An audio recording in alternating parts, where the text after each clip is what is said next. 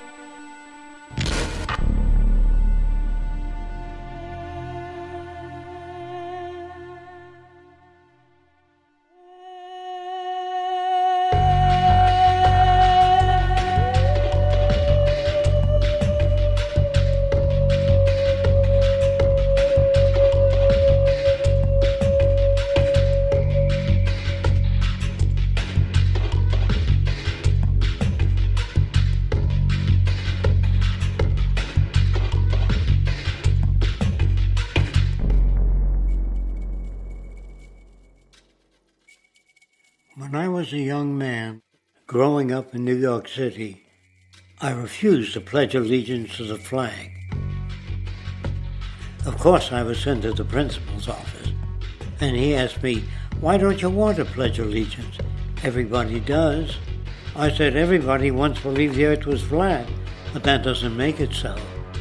I explained that America owed everything it has to other cultures and other nations, and that I would rather pledge allegiance to the earth and everyone on it. Needless to say, it wasn't long before I left school entirely, and I set up a lab in my bedroom. There I began to learn about science and nature. I realized then that the universe is governed by laws, and that the human being, along with society itself, was not exempt from these laws. Then came the crash of 1929, which began what we now call the Great Depression. I found it difficult to understand why millions were out of work, homeless, starving, while all the factories were sitting there. The resources were unchanged. It was then that I realized that the rules of the economic game were inherently invalid. Shortly after came World War II, where various nations took turns systematically destroying each other. I later calculated that all the destruction and wasted resources spent on that war could have easily provided for every human need on the planet. Since that time, I have watched humanity set the stage for its own extinction. I have watched as the precious finite resources are perpetually wasted and destroyed in the name of profit and free markets. I have watched the social values of society be reduced into a base artificiality of materialism and mindless consumption. And I have watched as the monetary powers control the political structure of supposedly free societies. I'm 94 years old now, and I'm afraid my disposition is the same as it was 75 years ago. This shit's got to go.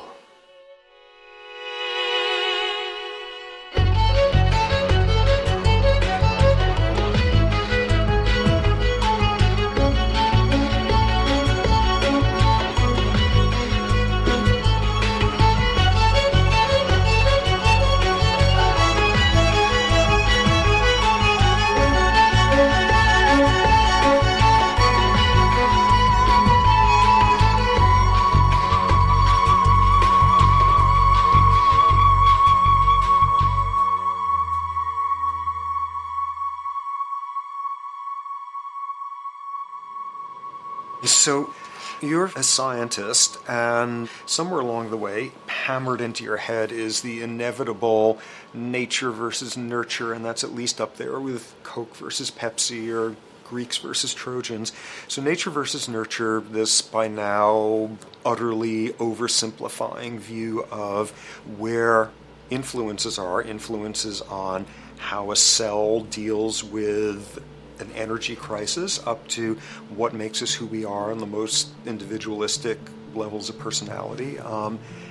And what you've got is this complete false dichotomy built around nature as deterministic. At the very bottom of all the causality of life is DNA and the code of codes and the Holy Grail, and everything is driven by it. And at the other end, a much more social science perspective, which is we are social organisms, and biology is for slime molds. Humans are free of biology, and obviously both views are nonsense.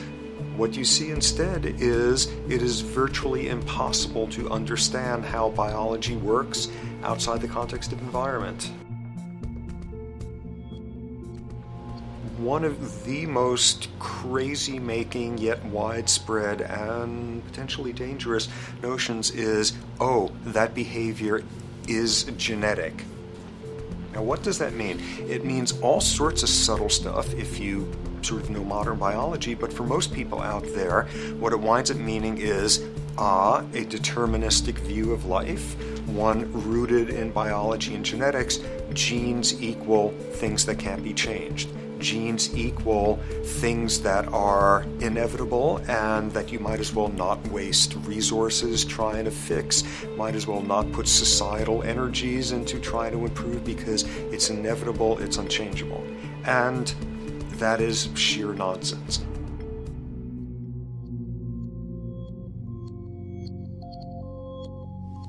It is widely thought that conditions like ADHD are genetically programmed, conditions like schizophrenia are genetically programmed. The truth is the opposite.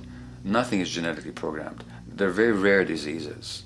I mean, a small handful, extremely sparsely represented in the population, that are truly genetically determined. Most complex conditions might have a predisposition that is a genetic component, but a predisposition is not the same as a predetermination. The whole search for the source of diseases in the genome was doomed to failure before anybody even thought of it, because most diseases are not genetically predetermined. Heart disease, cancer, strokes, rheumatoid conditions, autoimmune conditions in general, mental health conditions, addictions, these are none of them genetically determined. Breast cancer, for example, out of 100 women with breast cancer, only 7 will carry the breast cancer genes. 93 do not. And out of 100 women who do have the genes, not all of them will get cancer.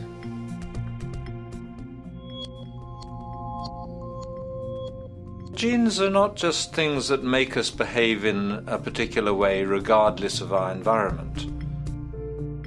Genes give us different ways of responding to our environment.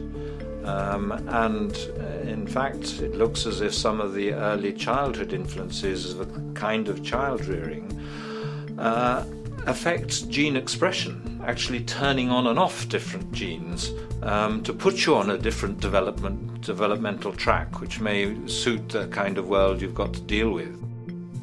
So, for example, a study done in Montreal with suicide victims looked at autopsies of the brains of these people. And it turned out that if a suicide victim, these are usually young adults, had been abused as children, the abuse actually caused a genetic change in the brain that was absent in the brains of people who had not been abused. That's an epigenetic effect. Epi means on top of, so that the epigenetic influence is what happens environmentally to either activate or deactivate certain genes. In New Zealand, there's a study that was done in a town called Dunedin, in which a few thousand individuals were studied from birth up to into their 20s. What they found was that they could identify a genetic mutation, an abnormal gene, which did have some relation to the predisposition to commit violence, but only if the individual had also been subjected to severe child abuse. In other words, a child with this abnormal gene would be no more likely to be violent than anybody else, and in fact they actually had a lower rate of violence than people with normal genes, as long as they weren't abused as children. Great additional example of the ways in which genes are not be-all, end-all. Fancy technique where you can take a specific gene out of a mouse, that mouse and its descendants will not have that gene, you have knocked out that gene. So there's this one gene that codes for a protein that has something to do with learning and memory, and this fabulous demonstration, knock out that gene and you have a mouse that doesn't learn as well. Ooh, a genetic basis for intelligence. What was much less appreciated in that landmark study that got picked up by the media left and right is take those genetically impaired mice and raise them in a much more enriched, stimulating environment than your normal mice in a lab cage, and they completely overcame that deficit. So when one says in a contemporary sense that, oh, this behavior is genetic, to the extent that that's even a valid sort of phrase to use, what you're saying is there is a genetic contribution to how this organism responds to environment. Genes may influence the readiness with which an organism will deal with a certain environmental challenge. That's not the version most people have in their minds. And not to be too soapboxing, but run with the old sort of version of it's genetic, and it's not that far from a history of eugenics and things of that sort. It's a widespread misconception, and it's a potentially fairly dangerous one. One reason that the sort of biological explanation for violence, one reason that hypothesis is potentially dangerous, it's not just misleading, it can really do harm, is because if you believe that, you could very easily say, well, there's nothing we can do to change the predisposition people have to becoming violent. All we can do if somebody becomes violent is punish them, lock them up or execute them. But we don't need to worry about changing the social environment or the social preconditions that may lead people to become violent, because that's irrelevant. The genetic argument allows us the luxury of ignoring past and present historical and social factors. And in the words of Louis Menand, he wrote in the New Yorker, very astutely, he said, "It's all in the genes, an explanation for the way things are that does not threaten the way things are. Why should someone feel unhappy or engage in antisocial behavior when that person is living in the freest and most prosperous nation on earth? It can't be the system. There must be a flaw in the wiring somewhere," which is a good way of putting it. So the genetic argument is simply a cop-out, which allows us to ignore the social and economic and political factors that in fact underlie many troublesome behaviors.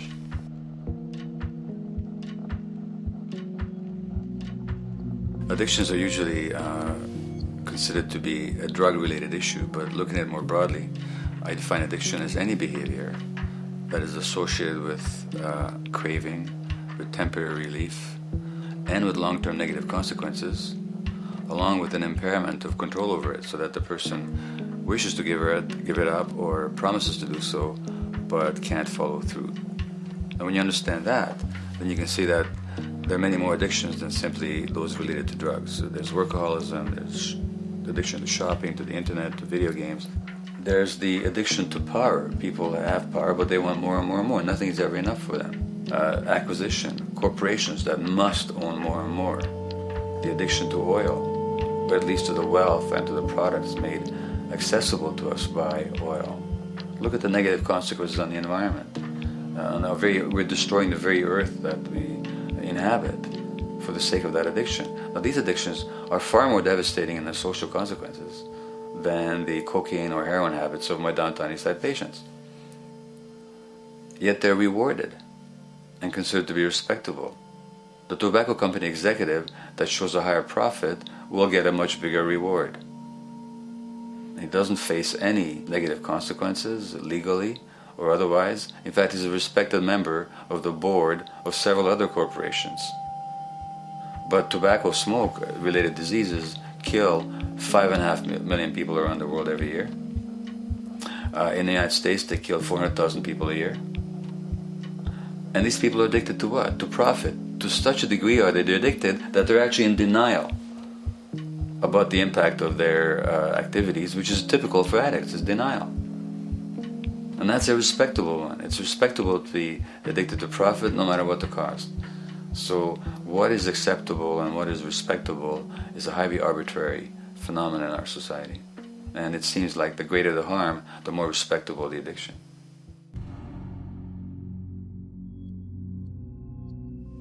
There's a general myth that drugs in themselves are addictive. In fact, the war on drugs is predicated on the idea that if you interdict the sources of drugs, you can deal with addiction that way. Now, if we understand addiction in a broader sense, we see that nothing in itself is addictive. No substance, no drug is by itself addictive, and no behavior is by itself addictive. Many people can go shopping without becoming shopaholics. Not everybody becomes a food addict. Not everyone who drinks a glass of wine becomes an alcoholic. So the real issue is what makes people susceptible, because it's the combination of a susceptible individual and the potentially addictive substance or behavior that actually then makes for full flowering of addiction. In short, it's not the drug that's addictive, it's the question of the susceptibility of the individual to being addicted to a particular substance or behavior. If we wish to understand what then makes some people susceptible, we actually have to look at their life experience. The old idea, although it's old, but it's still broadly held, that addictions are due to some genetic cause is simply scientifically untenable. What the case is actually is that certain life experiences make people susceptible. Life experiences that not only shape the person's personality and psychological needs, but also their very brains in certain ways. And that process begins in utero.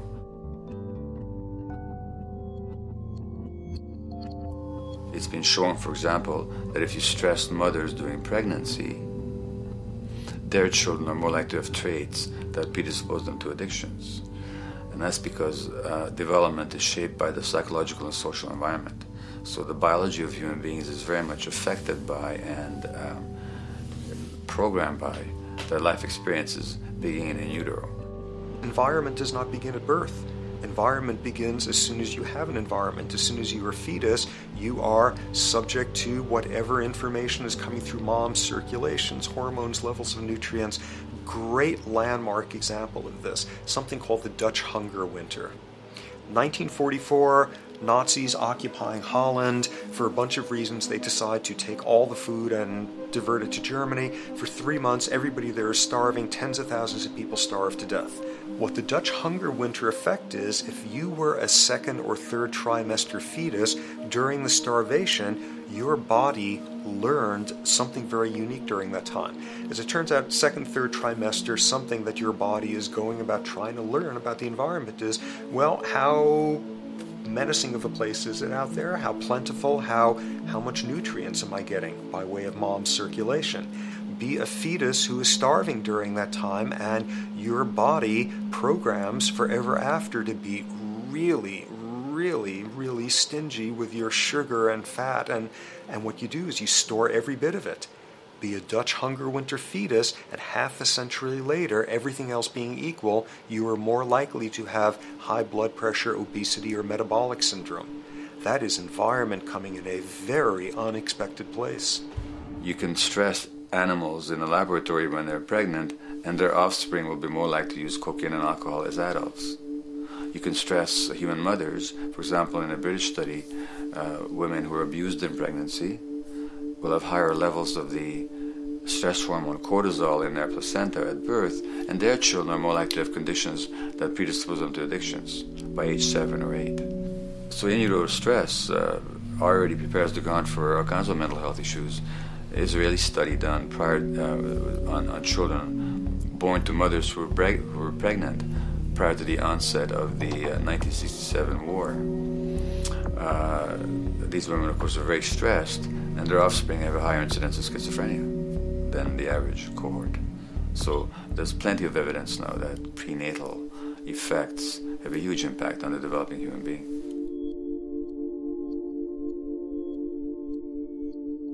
The point about human development, and specifically human brain development, is that it occurs mostly under the impact of the environment and mostly after birth. Now, if you compare us to a horse, which can run on the first day of life, we see that we are very undeveloped. We can't muster that much neurological coordination, balance, muscle strength, visual acuity until a year and a half, 2 years. And that's because the brain development that in the horse happens in the safety of the womb, in a human being has to happen after birth. And that has to do with simple evolutionary logic. As the head gets larger, which is what makes us into human beings, the burgeoning of the forebrain is what creates the human species, actually. At the same time, we walk on 2 legs, so our pelvis narrows to accommodate that. So now we have a narrower pelvis, a larger head. Bingo, we have to be born prematurely. And that means that the brain development that in other animals occurs in utero, in us, occurs after birth. And much of that under the impact of the environment. And the concept of neural Darwinism simply means that the circuits that get the appropriate input from the environment will develop optimally, and the ones that don't will either not develop optimally or perhaps not at all. If you take a child with perfectly good eyes at birth and you put him in a dark room for 5 years, he'll be blind thereafter for the rest of his life, because the circuits of vision require light waves for their development. And without that, even the rudimentary circuits present and active at birth will atrophy and die, and new ones will not develop. There's a significant way in which early experiences shape adult behavior, and even and especially early experiences for which there's no recall memory. It turns out that there are two kinds of memory. There is explicit memory, which is recall. This is when you can call back facts, details, episodes, circumstances.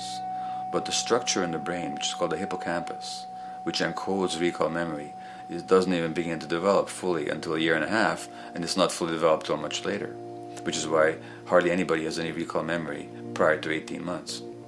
But there's another kind of memory, which is called implicit memory, which is in fact an emotional memory, where the emotional impact and the interpretation that the child makes of those emotional experiences is ingrained in the brain in the form of nerve circuits ready to fire without specific recall. So to give you a clear example, people who are adopted have a lifelong sense of rejection very often. They can't recall the adoption, they can't recall the separation from birth mother, because there's nothing there to recall with. But the emotional memory of separation and rejection is deeply embedded in their brains. Hence, they're much more likely to experience a sense of rejection and a great emotional upset when they perceive themselves as being rejected than other people. That's not unique to people who are adopted, but it's particularly strong in them because of this function of implicit memory. People who are addicted, given that they, according to all the research literature, certainly in my experience, the hardcore addicts virtually were all significantly abused as children or suffered severe emotional loss. Their emotional or implicit memories are those of a world that's not safe and not helpful, caregivers who are not to be trusted, and relationships that are not safe enough to open up to vulnerably. And hence their responses tend to be to keep themselves separate from really intimate relationships, not to trust caregivers, doctors, and other people who are trying to help them, and generally see the world as an unsafe place. And that's strictly a function of implicit memory, which sometimes has to do with incidents they don't even recall.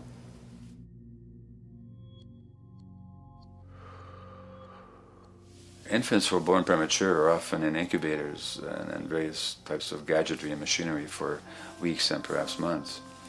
It's now known that if these children are touched and stroked on the back for just 10 minutes a day, that promotes their brain development. So human touch is essential for development. And in fact, infants who are never picked up will actually die. That's how much of a fundamental need being held is to human beings.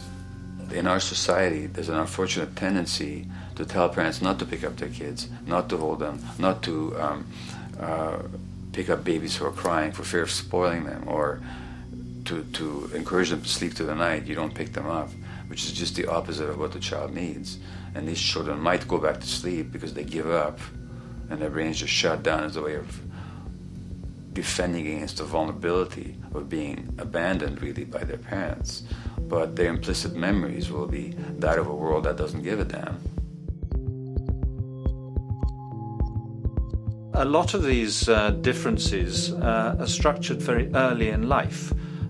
In a way, if you like, the parental experience of adversity, how tough life is or how easy it is passed on to children, whether through maternal depression or parents being bad-tempered with their kids because they've had a hard day or just being too tired at the end of the day.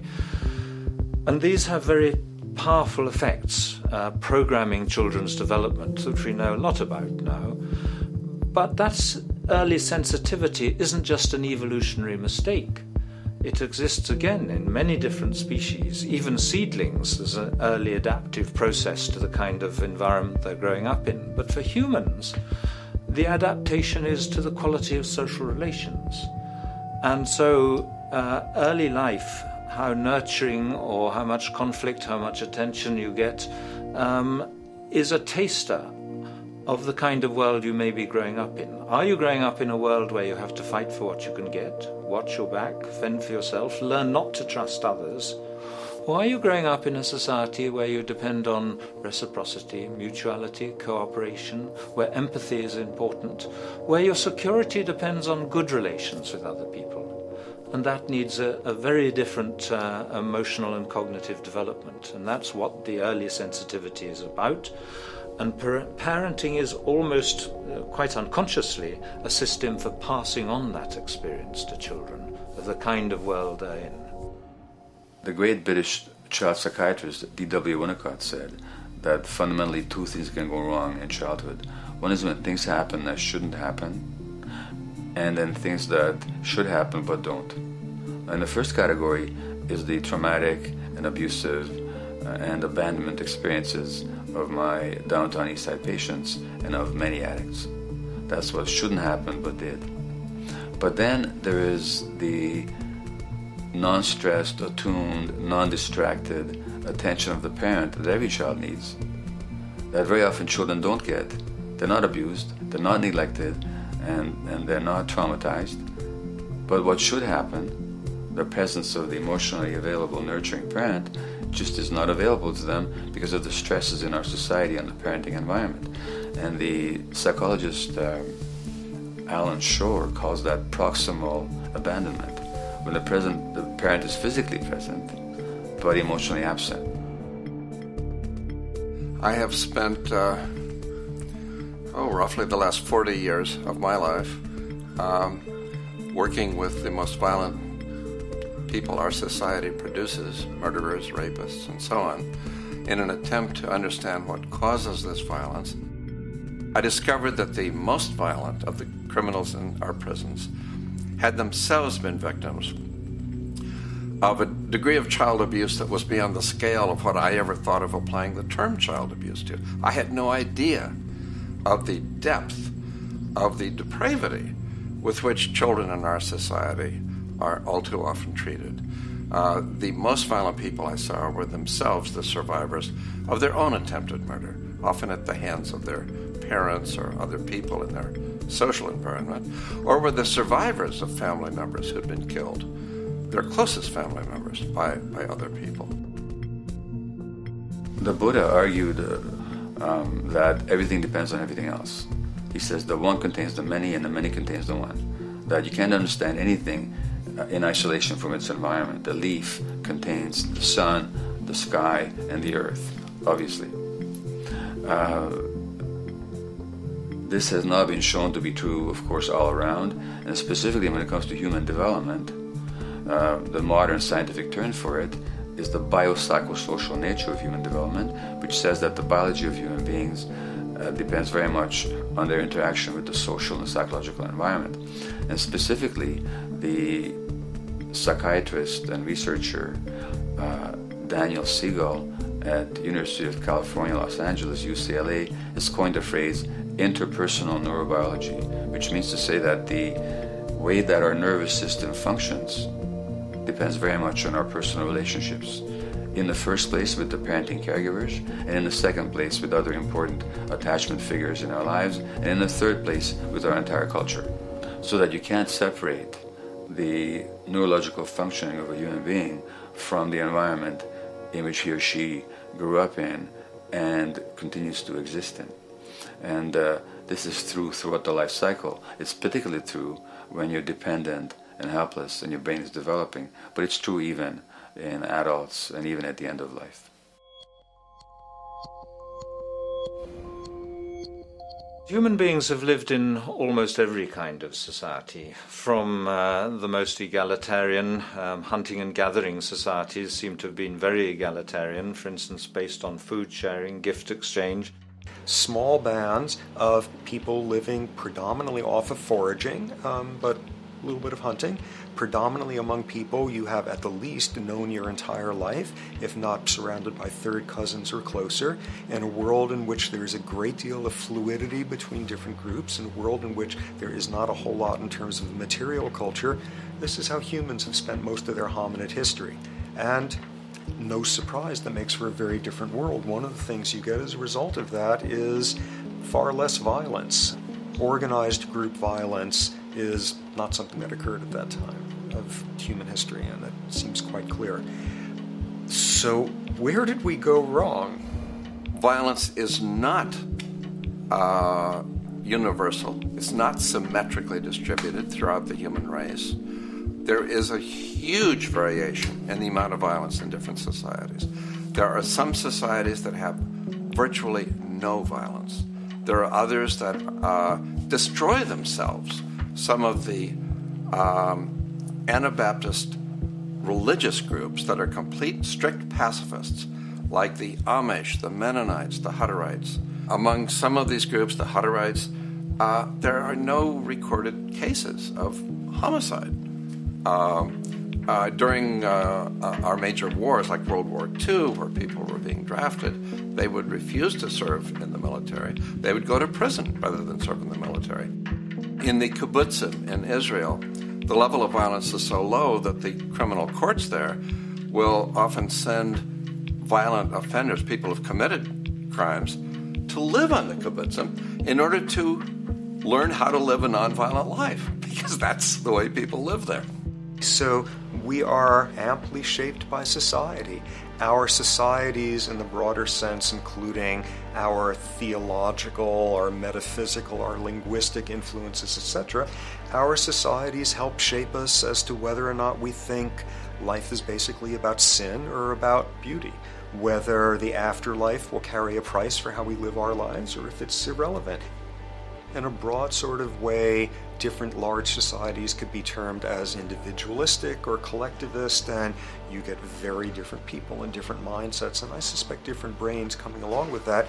We in America are in one of the most individualistic of societies, and capitalism being a system that allows you to go higher and higher up a potential pyramid, and the deal is it comes with fewer and fewer safety nets. By definition, the more stratified a society is, the fewer people you have as peers, the fewer people with whom you have symmetrical, reciprocal relationships, and instead all you have are differing spots and endless hierarchies. And a world in which you have few reciprocal partners is a world with a lot less altruism.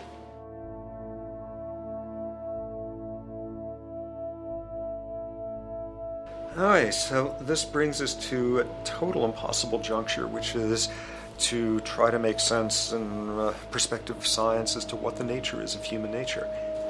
You know, on a certain level, the nature of our nature is not to be particularly constrained by our nature. We come up with more social variability than any species out there, more systems of belief, of styles of family structures, of ways of raising children. The capacity for variety that we have is extraordinary.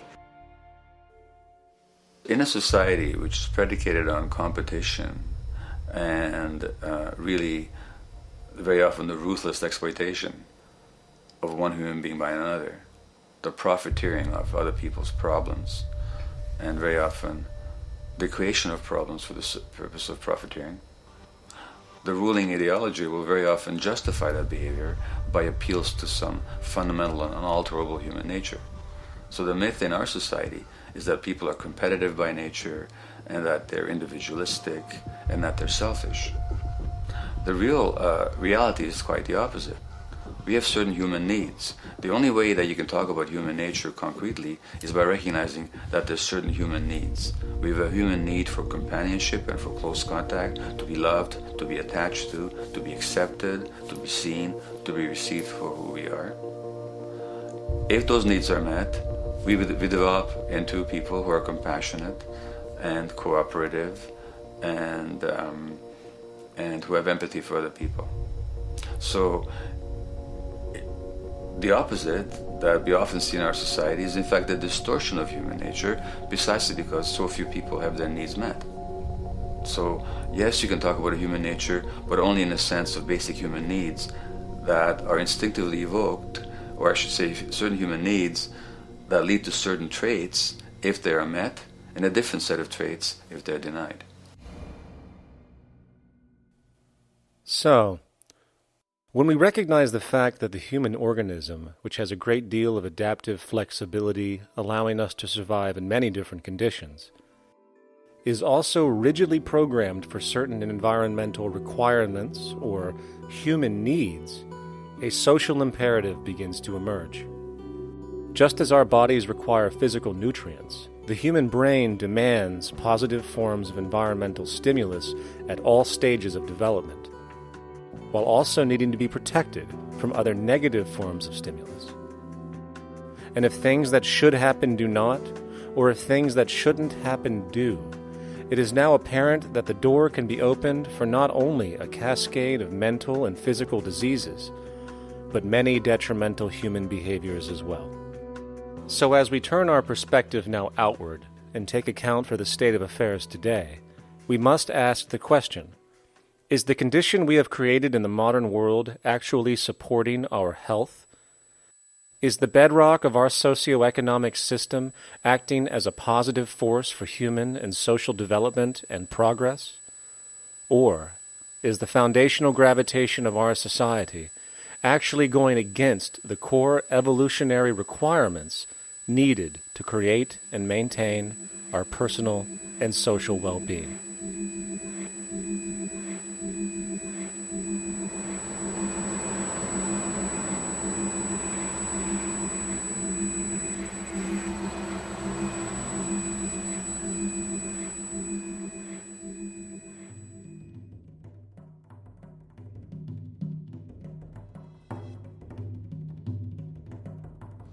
So one might ask, where did this all begin?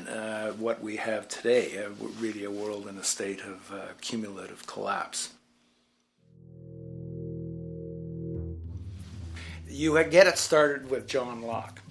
And John Locke introduces property, and he has three provisos for just private right and property. And the three provisos are that there must be enough left over for others, and that you must not let it spoil, and that you, most of all, must mix your labor with it. It seems justified. You mix your labor with the world, then you're entitled to the product, and as long as there's enough left over for others, and as long as it doesn't spoil, you don't allow anything to go to waste, that's okay. Well, he spends a long time of his famous treatise of government, and it's since been the canonical text for economic and political and legal understanding. Is still a classic text that's studied. Well, what he did is, after he gives the provisos, and you're almost thinking at the time whether you're for private property or not, he's given a very good and plausible and powerful defense of private property here. Well, he drops them. He drops them like that, right in one sentence. He says, well, once the introduction of money came in by men's tacit consent, then it became, and he doesn't say all the provisos are cancelled, erased, but that's what happens. So now we have not product and your property earned by your own labor. Oh no, money buys labor now. There's no longer consideration of whether there's enough left over for others. There's no longer consideration of whether it spoils, because he says, well, money's like silver and gold can't spoil, therefore monies can't be responsible for waste, which is ridiculous. We're not talking about money and silver, we're talking about what its effects are. It's one non sequitur after another. Just the most startling logical legerdemain that he gets away with here. But it fits the interests of capital owners. Then Adam Smith comes along, and what he adds is the religion to this. Locke started with God made it all this way. This is God's right. And now we get also with Smith coming along and says it's not only God's, I mean, he's not saying this, but this is what's happening philosophically in principle. He's saying it's not only a question of private property, that's all now presupposed, is given. And that there's money investors that buy labor, given. That there's no limit to how much they can buy of other men's labor, how much they can accumulate, how much inequality, that's all given now. And so he comes along, and what his big idea is, and again, it's just introduced in parentheses, en passant. You know, when people put out the goods for sale and others, you know, the supply, and other people buy them with the demand and so forth, how do we have supply equaling demand or demand equaling supply? How can they come into equilibrium? And that is one of the central notions of economics, is how do they come into equilibrium? And he says it's the invisible hand of the market. that brings them into equilibrium. So now we have God is actually immanent. He just didn't give the rights to property and how, all its wherewithal and its natural rights of doing all that Locke said. Now we have the system itself as God. In fact, Smith says, when he talks, and you'll never find this quoted, you have to read the whole of the Inquiry into the Wealth of Nations. He says, the scantiness of subsistence sets limits to the reproduction of the poor, and that nature can deal with this in no other way than elimination of their children. So he anticipated evolutionary theory in the worst sense. This is well before Darwin. And so he called them the race of laborers. So you can see there was inherent racism built in here. There was an inherent acceptance, life blindness to kill innumerable children. And he thought, well, that's the invisible hand making supply meet demand and demand meet supply. So see how wise God is. So you can see a lot of the really virulent, life-destructive, eco-genocidal things that are going on now have, in a way, a thought gene back in Smith too. When we reflect on the original concept of the so-called free market capitalist system, as initiated by early economic philosophers such as Adam Smith, we see that the original intent of a market was based around real, tangible, life-supporting goods for trade. Adam Smith never fathomed that the most profitable economic sector on the planet would eventually be in the arena of financial trading or so-called investment, where money itself is simply gained by the movement of other money in an arbitrary game which holds zero productive merit to society. Yet, regardless of Smith's intent, the door for such seemingly anomalous advents was left wide open by one fundamental tenet of this theory. Money is treated as a commodity in and of itself. Today, in every economy of the world, regardless of the social system they claim, money is pursued for the sake of money and nothing else. The underlying idea, which was mysteriously qualified by Adam Smith with his religious declaration of the invisible hand, is that the narrow, self-interested pursuit of this fictional commodity will somehow magically manifest human and social well-being and progress. The reality is that the monetary incentive interest, or what some have termed the money sequence of value, has now completely decoupled from the foundational life interest, which could be termed the life sequence of value. What has happened is that there's a complete confusion in economic doctrine between those two sequences. They think that the money sequence of value delivers the life sequence of value, and that's why they say if more goods are sold, if GDPs rise and so forth, therefore there'll be more well-being, enhanced well-being. We take the GDP to be basically our indicator of social health. Well, there you see the confusion. It's talking about money sequences of value, that is all the receipts, all the revenues that are derived from selling goods, and they're confusing that with life reproduction, so that you have built right into this thing from the beginning is a complete conflation of the money and life sequences of value. So we're dealing with a kind of structured delusion that becomes more and more deadly as the money sequence decouples from producing anything at all. So it's a system disorder, and the system disorder seems to be fatal.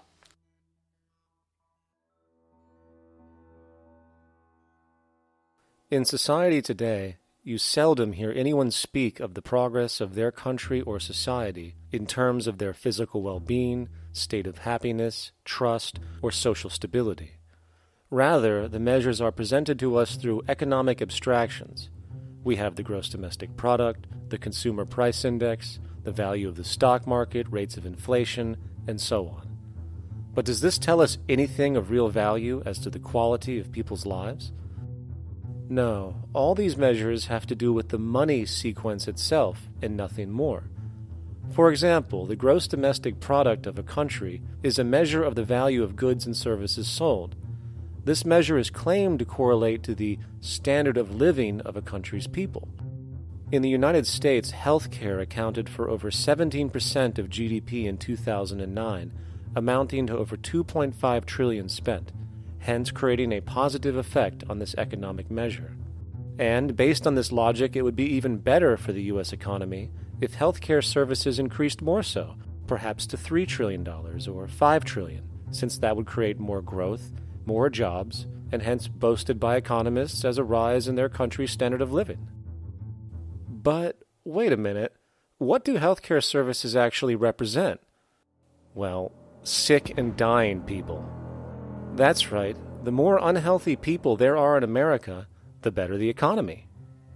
Now, that is not an exaggeration or a cynical perspective. In fact, if we step back far enough, you will realize that the GDP not only doesn't reflect real public or social health on any tangible level, it is, in fact, mostly a measure of industrial inefficiency and social degradation. And the more you see it rise, the worse things are becoming with respect to personal, social, and environmental integrity. You have to create problems to create profit. There is no profit under the current paradigm in saving lives, putting balance on this planet, having justice and peace or anything else. There's just no profit there. There's an old saying, pass a law, create a business, whether you're creating a business for a lawyer or whatever.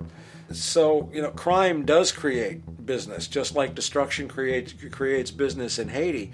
We have now roughly 2 million people incarcerated in this country, and of those, many of them are in prisons run by private corporations, Corrections Corporation of America, Wackenhut, who trade their stock on Wall Street based upon how many people are in jail. Now, that's sickness, but that is a reflection of what this economic paradigm calls for. So what exactly does this economic paradigm call for? What is it that keeps our economic system going? Consumption. Or more accurately, cyclical consumption. When we break down the foundation of classic market economics, we are left with a pattern of monetary exchange that simply cannot be allowed to stop or even substantially slowed, if the society as we know it is to remain operational. There are three main actors on the economic stage: the employee, the employer, and the consumer. The employee sells labor to the employer for income. The employer sells its production services and hence goods to the consumer for income. And the consumer, of course, is simply another role of the employer and employee, spending back into the system to enable the cyclical consumption to continue. In other words, the global market system is based on the assumption that there will always be enough product demand in society to move enough money around at a rate which can keep the consumption process going. And the faster the rate of consumption, the more so-called economic growth is assumed, and so the machine goes. But hold on, I thought an economy was meant to, economize? Doesn't the very term have to do with preservation and efficiency and a reduction of waste? So how does our system, which demands consumption and the more the better, efficiently preserve or economize at all? Well, it doesn't. The intent of the market system is, in fact, the exact opposite of what a real economy is supposed to do, which is efficiently and conservatively orient the materials for production and distribution of life-supporting goods. We live on a finite planet with finite resources, where, for example, the oil we utilize took millions of years to develop, where the minerals we use took billions of years to develop. So, having a system that deliberately promotes the acceleration of consumption for the sake of so-called economic growth is pure ecocidal insanity. Absence of waste, that's what efficiency is. Absence of waste. This system is more wasteful than all the other existing systems in the history of the planet. Every level of life organization and life system is in a state of crisis and challenge and decay or collapse. No peer-reviewed journal in the last 30 years will tell you anything different. That is that every life system is in decline, as well as social programs, as well as our water access. Try to name any means of life that isn't threatened and in danger. You can't. There really isn't one, and that's very, very despairing. But we haven't even figured out the causal mechanism. We don't want to face the causal mechanism. We just want to go on, that's what insanity is, where you keep doing the same thing over and over again, though it clearly doesn't work. So you're really dealing with not an economic system, but I would go so far as to say an anti-economic system. There's an old saying that the competitive market model seeks to create the best possible goods at the lowest possible prices. This statement is essentially the incentive concept, which justifies market competition based on the assumption that the result is the production of higher quality goods. If I was going to build myself a table from scratch, I would naturally build it out of the best, most durable materials possible, right? With the intent for it to last as long as possible. Why would I want to make something poor, knowing I would have to eventually do it again and expend more materials and more energy? Well, as rational as that may seem in the physical world, when it comes to the market world, it is not only explicitly irrational, it is not even an option. It is technically impossible to produce the best of anything if a company is to maintain a competitive edge and hence remain affordable to the consumer. Literally everything created and set for sale in the global economy is immediately inferior the moment it is produced, for it is a mathematical impossibility to make the most scientifically advanced, efficient, and strategically sustainable products. This is due to the fact that the market system requires that cost efficiency, or the need to reduce expenses, exist at every stage of production, from the cost of labor to the cost of materials and packaging, and so on.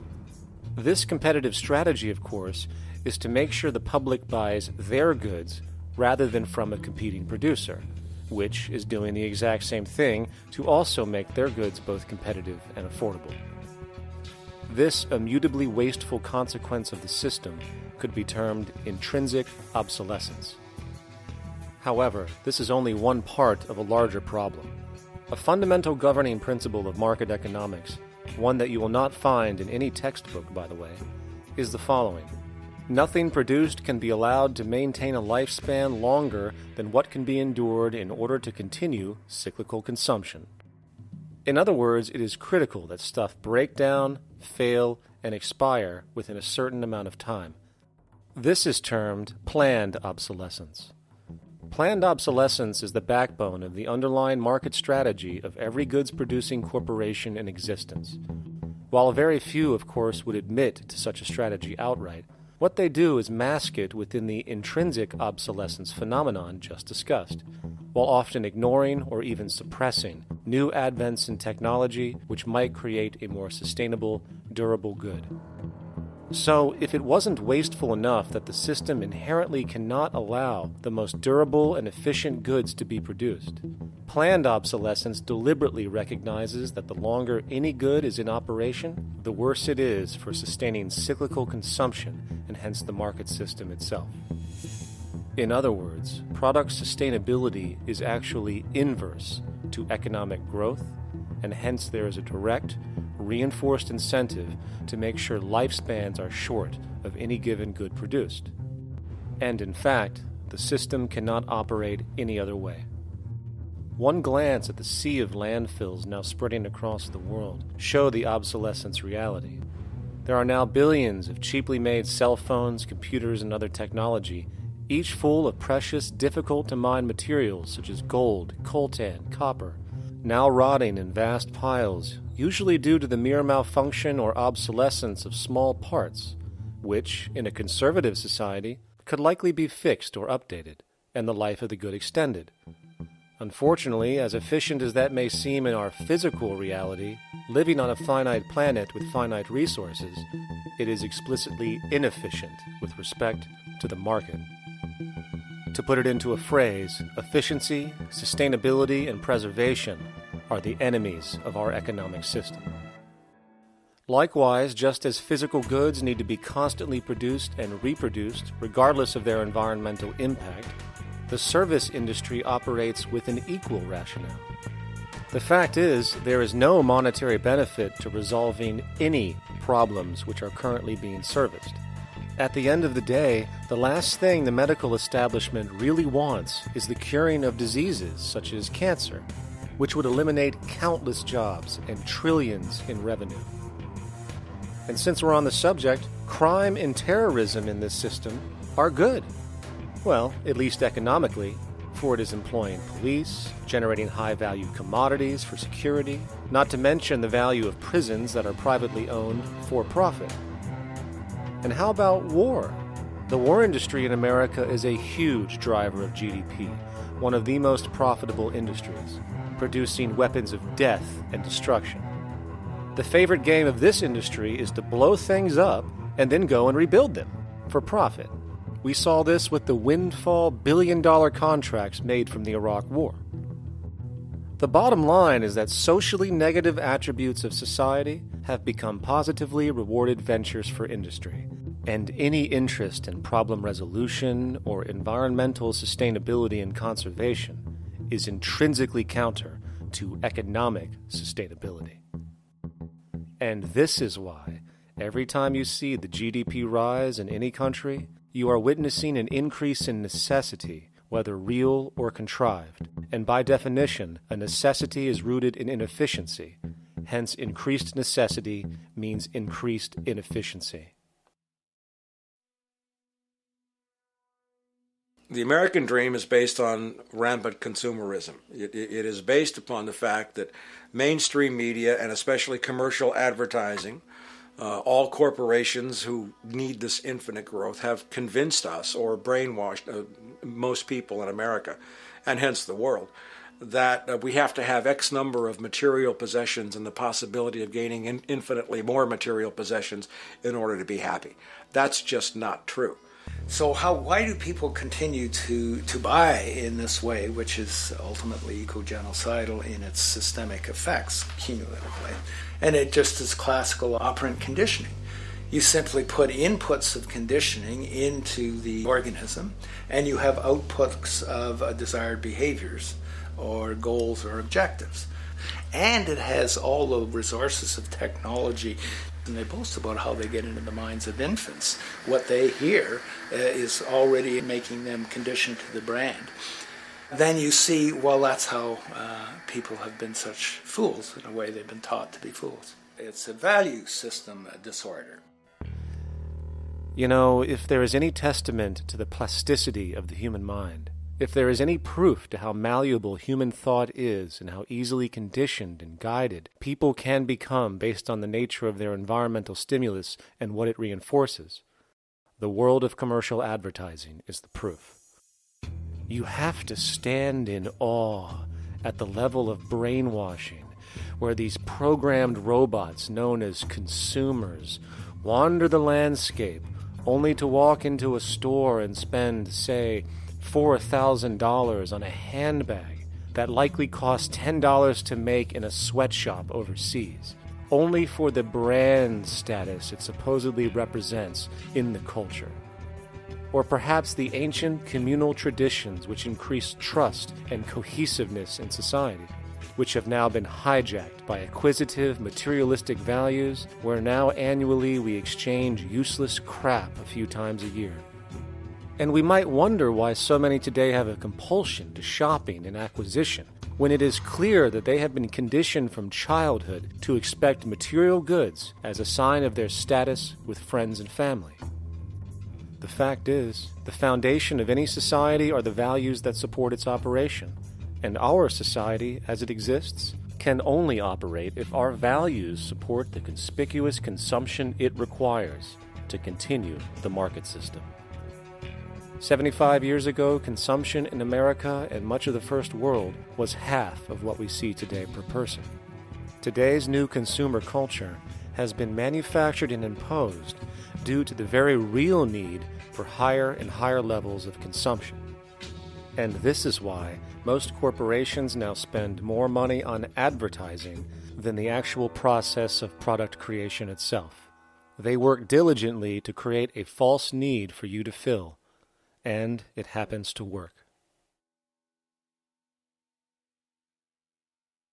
Economists are in fact not economists at all. They're propagandists of money value. And you'll find that all their models basically get down to token exchanges that are to the profit of one side or both sides or whatever, but they're completely disconnected from the actually existing world of reproduction. In Ohio, an old man failed to pay his electric bill. You may be familiar with the case. And the electric company turned off the electricity and he died. The reason they turned it off was because it wouldn't have been profitable for them to keep it on because he didn't pay his bill. Do you believe that was right? The responsibility really lies not on the electric company for turning it off, but on those of this man's neighbors and friends and associates who are not charitable enough to enable him as an individual to meet the electric bill. Did I hear that right? Did he just say the death of a man caused by not having money was the responsibility of other people, or in effect, charity? Well then, I guess we're going to need a whole lot of infomercials, little miserable coin slot donations for bodega counters, and a bunch of pickle jars for the billion people now starving to death on this planet because of the very system Milton Friedman promotes. Whether you are dealing with the philosophies of Milton Friedman, F.A. Hayek, John Maynard Keynes, Ludwig von Mises, or any other major market economist, the basis of rationale rarely leaves the money sequence. It is like a religion. Consumption analysis, stabilization policies, deficit spending, aggregate demand. It exists as a never-ending, self-referring, self-rationalizing circle of discourse where universal human need, natural resources, or any form of physical life-supporting efficiency is ruled out by default and replaced by the singular notion that humans seeking advantage over each other for money alone, motivated by their own narrow self-interest, will magically create a sustainable, healthy, balanced society. There is no life coordinate in this whole theory, this whole doctrine. What are they doing? What are they doing? What they're doing is tracking money sequences. That's all it is tracking money sequences, presupposing everything that matters. One, that there's no life coordinates. Wow, no life coordinates. Two, that all the agents are self-maximizing preference seekers. That is, they think of nothing other than themselves and what they can get most for themselves. That's the notion, that's the ruling notion of rationality. Self-maximizing choice.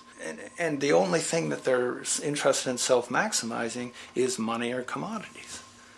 Well, where does social relations come in? It doesn't, except in the exchange to self-maximize. Where do our natural resources come in? They don't, except to exploit. Where does the family come in as being able to survive? It doesn't. They have to have money in order to purchase any good. Well, shouldn't an economy deal somewhere with human need? Isn't that what the fundamental issue is, to satisfy human needs? Oh, need isn't even in your lexicon. You dissolve it into wants. And what is a want? That means money demand that wants to buy. Well, if it's money demand that wants to buy, it's got nothing to do with need, because it may be the person has no money demand and desperately needs, say, water supply. Or it may be money demand wants a gold toilet seat. Well, where does it all go? To the gold toilet seat. And you call this economics? Like, it's really, when one thinks of it, it's got to be the most bizarre delusion in the history of human thought. Now, so far we have focused on the market system, but this system is actually only one half of the global economic paradigm. The other half is the monetary system. While the market system deals with the interaction of people gaming for profit across the spectrum of labor, production, and distribution, the monetary system is an underlying set of policies set by financial institutions which create conditions for the market system, among other things. It includes terms we often hear, such as interest rates, loans, debt, the money supply, inflation, etc. And while you might want to pull your hair out listening to the gibberish coming from the monetary economists, modest preemptive actions can obviate the need of more drastic actions at a later date. The nature and effect of this system is actually quite simple. Our economy has, or the global economy, has three basic things that govern it. One is fractional reserve banking, banks printing money out of nothing. It's also based upon compound interest. When you borrow money, you have to pay back more than you borrowed, which means that you, in effect, create money out of thin air, again, which has to be serviced by creating still more money. We live in an infinite growth paradigm. The economic paradigm we live in now is a Ponzi scheme. It's nothing grows forever. It's not possible. As a great psychologist James Hillman wrote, the only thing that grows in a human body after a certain age is cancer. It's not just the amount of money that has to keep growing, it's the amount of consumers. Consumers to borrow money at interest to generate more money, and obviously that's not possible on a finite planet. People are basically vehicles to just create money, which must create more money to keep the whole thing from falling apart, which is what's happening right now. There are really only two things anyone needs to know about the monetary system. 1. All money is created out of debt.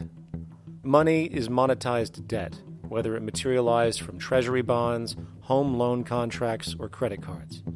In other words, if all outstanding debt was to be repaid right now, there would not be $1 in circulation.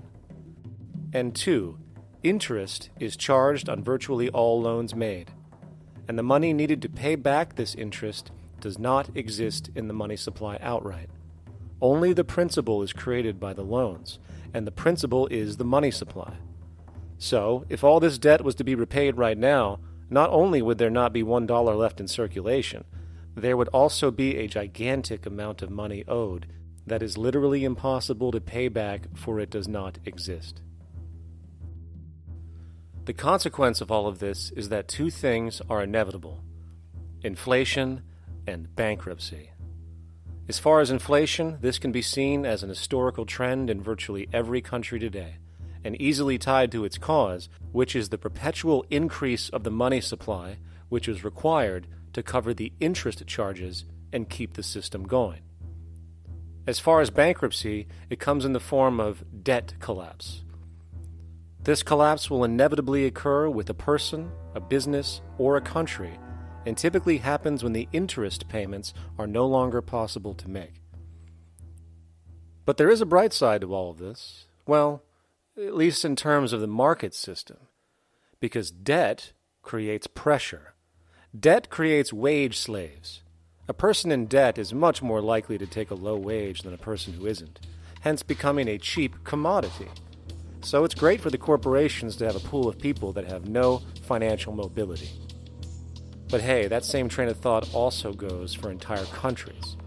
The World Bank and the International Monetary Fund, which mostly serve as proxies for transnational corporate interests, give gigantic loans to troubled countries at very high interest rates, and then, once the countries are deeply in the hole and can't pay, austerity measures are applied, the corporations swoop in, set up sweatshops, and take their natural resources.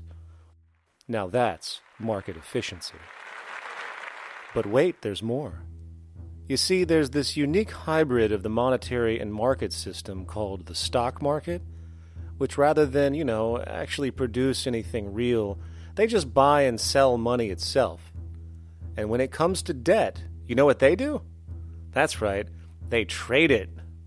They actually buy and sell debt for profit, from credit default swaps and collateralized debt obligations for consumer debt, to complex derivative schemes used to mask the debt of entire countries, such as the collusion of investment bank Goldman Sachs in Greece, which nearly collapsed the entire European economy.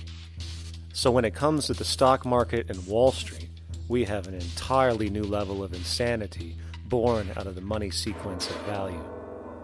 All You Need to Know About Markets was written in an editorial in the Wall Street Journal a couple of years ago. It was called Lessons of the Brain-Damaged Investor. And in this editorial, they explain why people with slight brain damage do better as investors than people with normal brain functionality. Why? Because the slightly brain-damaged person has no empathy.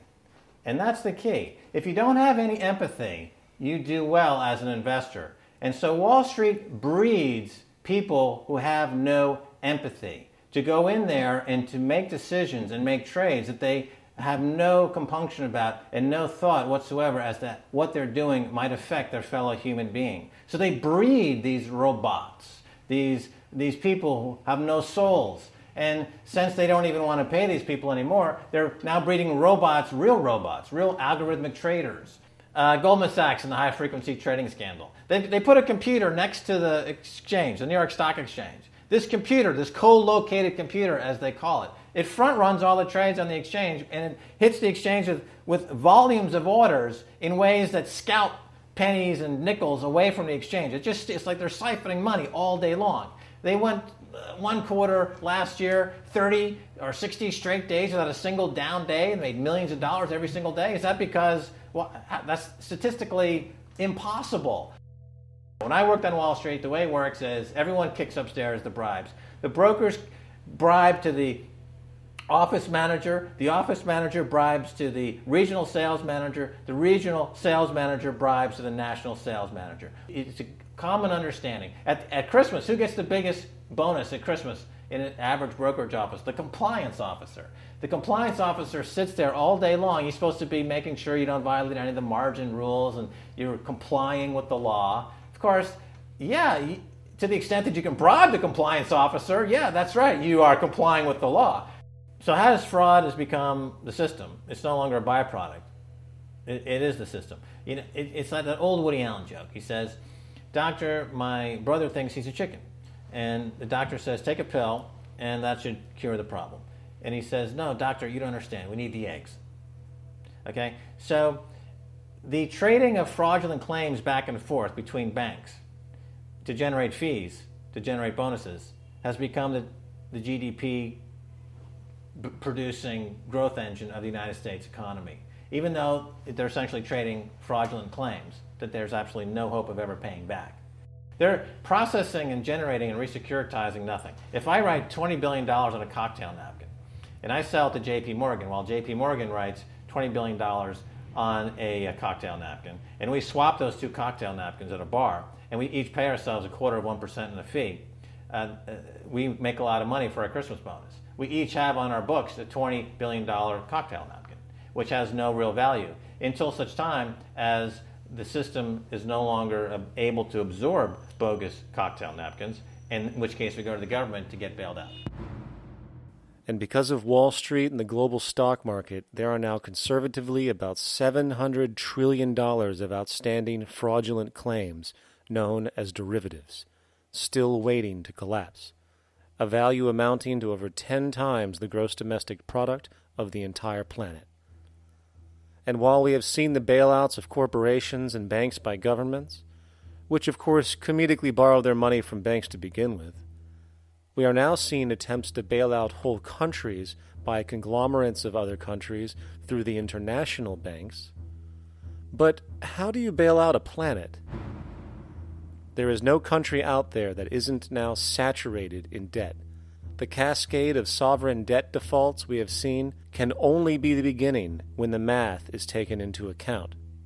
It has been estimated in the United States alone that income tax would need to be raised to 65% per person just to cover the interest in the near future. Economists are now foreshadowing that within a few decades, 60% of the countries on the planet will be bankrupt. But, hold on, let me get this straight. The world is going bankrupt, whatever the hell that means, because of this idea called debt, which doesn't even exist in the physical reality. It's only part of a game that we've invented. And yet, the well-being of billions of people is now being compromised. Extreme layoffs, tent cities, accelerating poverty, austerity measures imposed, schools shutting down, child hunger, and other levels of familial deprivation, all because of this elaborate fiction. What are we, fucking stupid? Hey, Mars, my man. Help a brother out, huh? Grow up, kid.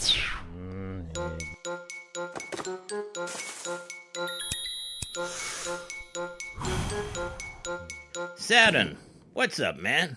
You remember that smoking nebula I hooked you up with a while back? Listen, Earth, we're getting really tired of you. You've been given everything, and yet you waste it all. You got plenty of resources, and you know it. Why don't you grow up and learn some responsibility, for Christ's sake? You're making your mother miserable.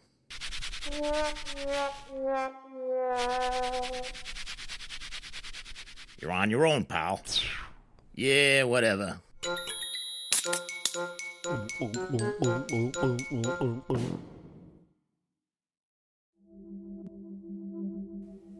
Now, all of this considered, from the waste machine known as the market system to the debt machine known as the monetary system, hence creating the monetary market paradigm which defines the global economy today, there is one consequence that runs through the entire machine: inequality.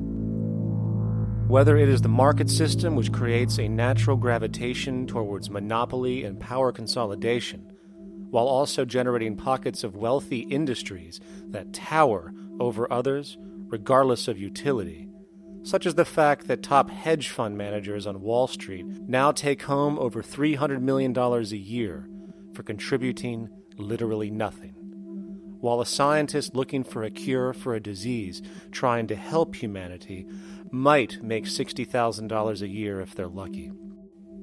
Or whether it is the monetary system, which has class division built right into its structure. For example, if I have $1 million to spare and I put it into a CD at 4% interest, I will make $40,000 a year. No social contribution, no nothing. However, if I'm a lower class person and have to take loans to buy my car or home, I am paying in interest, which, in abstraction, is going to pay that millionaire with the 4% CD. This stealing from the poor to pay the rich is a foundational, built-in aspect of the monetary system, and it could be labeled structural classism.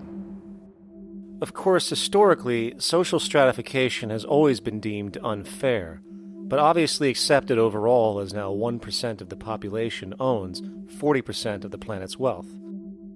But, material fairness aside, there is something else going on underneath the surface of inequality, causing an incredible deterioration in public health as a whole.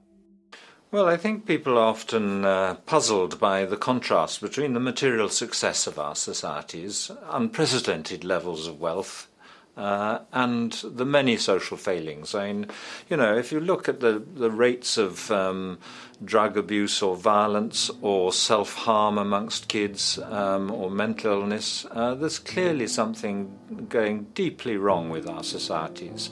What the data that I've been describing does is simply shows that intuition that people have had for hundreds of years, that inequality is divisive and socially corrosive, that intuition is truer than I think we ever imagined. There are very powerful psychological and social effects of inequality, more to do, I suppose, with feelings of superiority and inferiority, that kind of division, and maybe going with the sort of respect, disrespect, people feeling looked down on at the bottom, which, by the way, is why violence is more common in more unequal societies. It's the trigger to violence is so often people feeling looked down on and disrespected. If there is one principle I can emphasize that is the most important principle underlying the prevention of violence, it would be equality. The single most significant factor that affects the rate of violence is the degree of equality versus the degree of inequality in that society. So what one's looking at is a sort of general social dysfunction. It's not just one or two things that go wrong as inequality increases. It seems to be everything, whether we're talking about crime or health or mental illness or whatever. One of the really disturbing findings out in public health there is never ever make the mistake of being poor or being born poor. Your health pays for it in endless sorts of ways, something known as the health socioeconomic gradient. As you move down from the highest strata in society in terms of socioeconomic status, every step down, health gets worse for umpteen different diseases. Life expectancy gets worse, infant mortality rate, everything you could look at. So a huge issue has been, why is it that this gradient exists? Totally simple, obvious answer, which is if you are chronically sick, you're not going to be very productive, so health causes drive socioeconomic differences. Not that in the slightest. On the very simple level that you could look at socioeconomic status of a 10-year-old, and that's going to predict something about their health decades later. So that's the direction of causality. Next one, what's it about? Oh, it's perfectly obvious. Poor people can't afford to go to the doctor. It's healthcare access. It's got nothing to do with that, because you see these same gradients in countries with universal healthcare, socialized medicine. Okay, next simple explanation. Oh, on the average, the poorer you are, the more likely you are to smoke, to drink, to all sorts of lifestyle risk factor stuff. Yeah, those contribute, but careful studies have shown that explains maybe about a third of the variability. So what's left? And what's left is having a ton to do with the stress of poverty. So the poorer you are, starting off being, the person who's $1 income behind Bill Gates, the poorer you are in this country, on the average, the worse your health is. This tells us something really important. The health connection with poverty, it's not about being poor, it's about feeling poor. Increasingly, we recognize that chronic stress is an important influence on health, but the most important sources of stress are the quality of social relations. And if there is anything that lowers the quality of social relations, it is the socioeconomic stratification of society.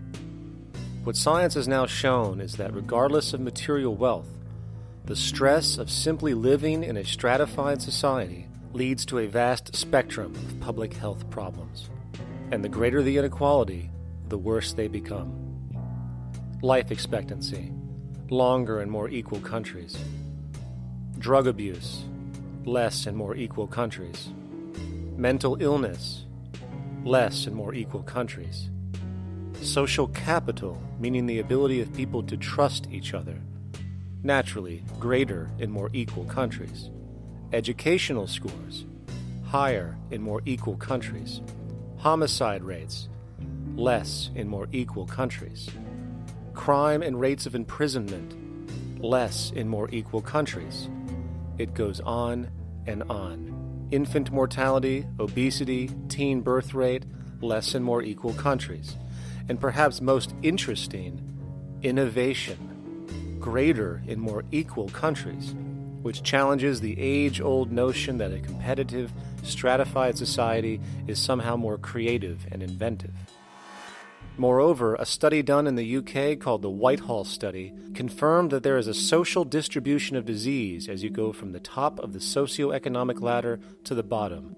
For example, it was found that the lowest rungs of the hierarchy had a 4-fold increase of heart disease-based mortality compared to the highest rungs. And this pattern exists irrespective of access to health care.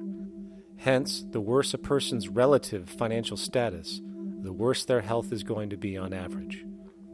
This phenomenon is rooted in what could be termed psychosocial stress, and it is at the foundation of the greatest social distortions plaguing our society today. Its cause? The monetary market system.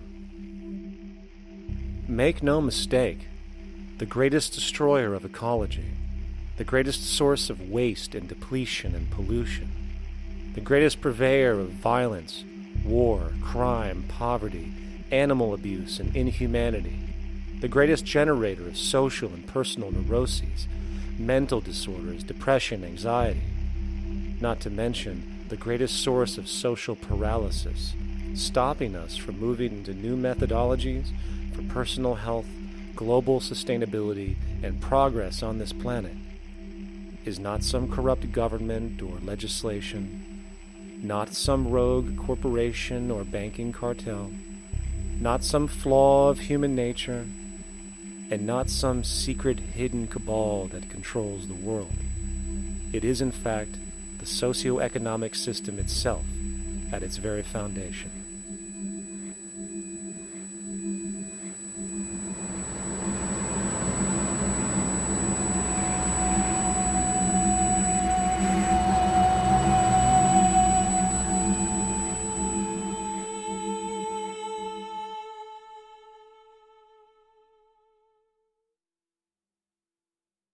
Let's imagine for a moment we had the option to redesign human civilization from the ground up. What if, hypothetically speaking, we discovered an exact replica of the planet Earth, and the only difference between this new planet and our current one is that human evolution had not occurred. It was an open palette. No countries, no cities, no pollution, no Republicans, just a pristine, open environment. So, what would we do? Well, first we need a goal, right? And it's safe to say that goal would be to survive. And not to just survive, but to do so in an optimized, healthy, prosperous way. Most people indeed desire to live, and they would prefer to do so without suffering. Therefore, the basis of this civilization needs to be as supportive and hence sustainable for human life as possible, taking into account the material needs of all the world's people, while trying to remove anything that could hurt us in the long run. That goal of, say, maximum sustainability understood, the next question regards our method. What kind of approach do we take? Well, let's see. Last I checked, politics was the method of social operation on Earth. So what do the doctrines of the Republicans, liberals, conservatives, or socialists have to say about societal design? Not a damn thing. Okay, then what about religion? Surely the great creator had to have left some blueprint somewhere. No, nothing I can find. Okay then, so what's left? It appears something called science. Science is unique in that its methods demand not only that the ideas proposed be tested and replicated, but everything science comes up with is also inherently falsifiable. In other words, unlike religion and politics, science has no ego, and everything it suggests accepts the possibility of being proven wrong eventually. It holds on to nothing and evolves constantly. Well, that sounds natural enough to me. So then, based on the current state of scientific knowledge in the early 21st century, along with our goal of maximum sustainability for the human population, how do we begin the actual process of construction? Well, the first question to ask, what do we need to survive? The answer, of course, are planetary resources. Whether it is the water we drink, the energy we use, the raw materials we utilize to create tools and shelter, the planet hosts an inventory of resources, many of which are demanded for our survival. So, given that reality, it then becomes critical to figure out what we have and where it is. This means we need to conduct a survey.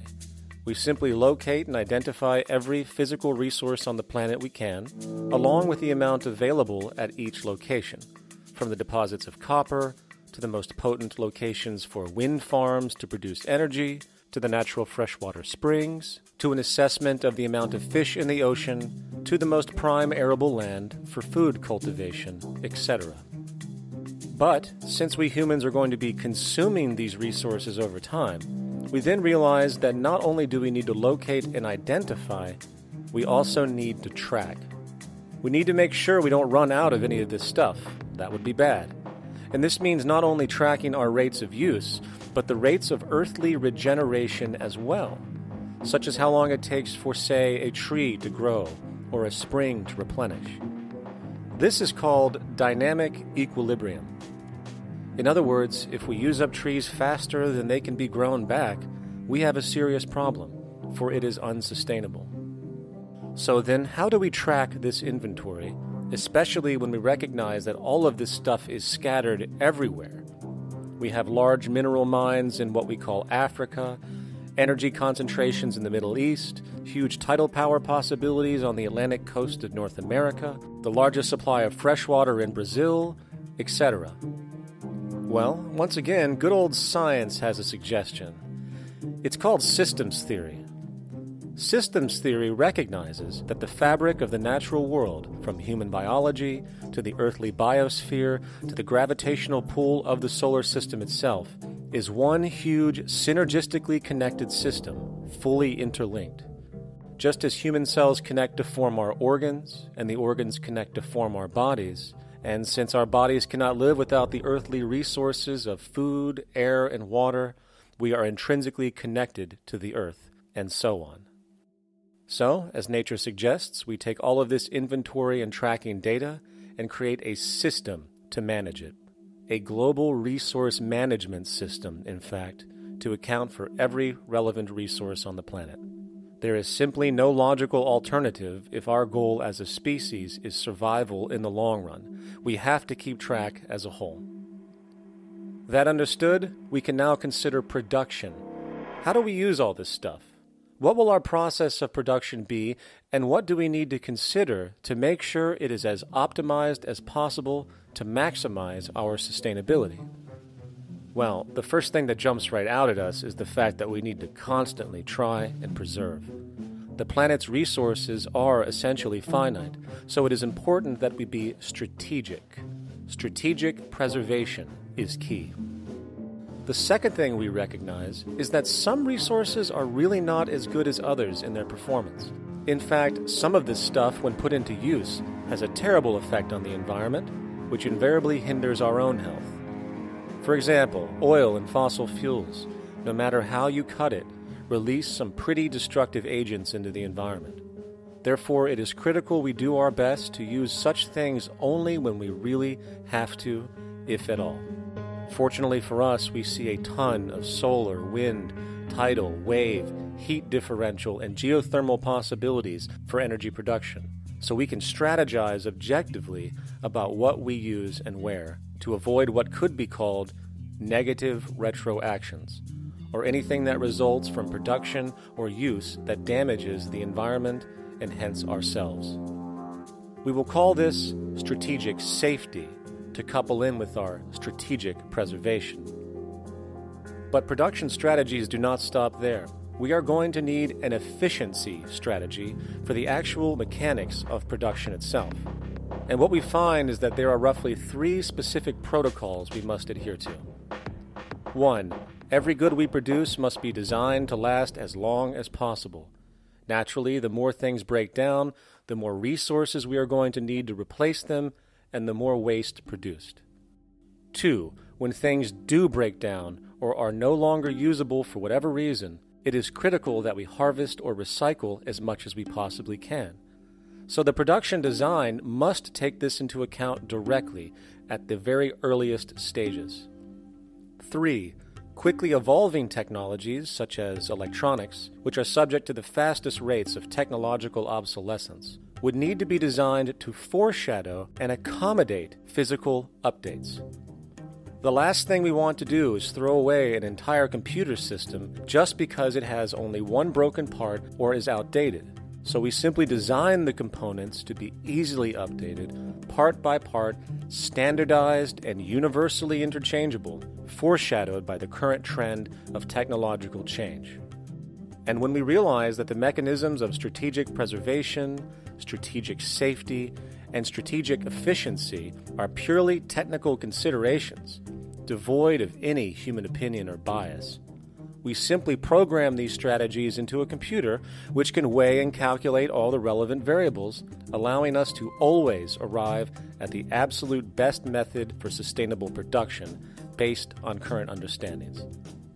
And while that might sound complex, all it is a glorified calculator. Not to mention, such multivariate decision-making and monitoring systems are already used across the world today for isolated purposes. It is simply a process of scaling it out. So, now we not only have our resource management system, but also a production management system, both of which are easily computer automated to maximize efficiency, preservation, and safety. The informational reality is that the human mind, or even a group of humans, cannot track what needs to be tracked. It must be done by computers, and it can be. And this brings us to the next level, distribution. What sustainability strategies make sense here? Well, since we know that the shortest distance between 2 points is a straight line, and since energy is required to power transport machines, the less transport distance, the more efficient. Producing goods in one continent and shipping them over to another only makes sense if the goods in question simply cannot be produced in the target area. Otherwise, it is nothing but wasteful. We must localize production so distribution is simple, fast, and requires the least amount of energy. We'll call this the proximity strategy, which simply means we reduce the travel of goods as much as possible, whether raw materials or finished consumer products. Of course, it might also be important to know what goods we are transporting and why, and this falls under the category of demand. And demand is simply what people need to be healthy and to have a high quality of life. The spectrum of material human needs range from core life-supporting necessities, such as food, clean water, shelter, to social and recreational goods, which allow for relaxation and personal social enjoyment, both important factors in human and social health overall. So, very simply, we take another survey. People describe their needs, demand is assessed, and production begins based on that demand. And since the level of demand of different goods will naturally fluctuate and change around different regions, we need to create a demand distribution tracking system, so to avoid overruns and shortages. Of course, this idea is old news. It is used in every major store chain today to make sure they keep up with their inventory. Only this time we are tracking on a global scale. But, wait a minute, we really can't fully understand demand if we don't account for the actual usage of the good itself. Is it logical and sustainable for every single human to, say, have one of everything made, regardless of their usage? No. That would be simply wasteful and inefficient. If a person has a need for a good, but that need is only for, say, 45 minutes a day on average, it would be much more efficient if that good was made available to them and to others when needed. Many forget that it isn't the good that they want, it is the purpose of that good. When we realize that the good itself is only as important as its utility, we see that external restriction, or what we might call today ownership, is extremely wasteful and environmentally illogical in a fundamental economic sense. So, we need to devise a strategy called strategic access. This will be the foundation of our demand distribution tracking system, which makes sure we can meet the demand of the population's needs for access of whatever they need when they need it. And as far as physically obtaining the goods, centralized and regional access centers all make sense for the most part, placed in close proximity to the population, and a person would simply come in, take the item, use it, and when finished, return it when it is no longer needed. Sort of how a library works today. In fact, these centers could not only exist in the community in the way we see local stores today, but specialized access centers would exist in specific areas where often certain goods are utilized, saving more energy with less repeat transport. And once this demand tracking system is in order, it is tied into our production management system, and of course into our resource management system, hence creating a unified, dynamically updating, global economic management machine that simply makes sure we remain sustainable, starting with securing the integrity of our finite resources, moving to make sure we only create the best, most strategic goods possible, while distributing everything in the most intelligent and efficient way.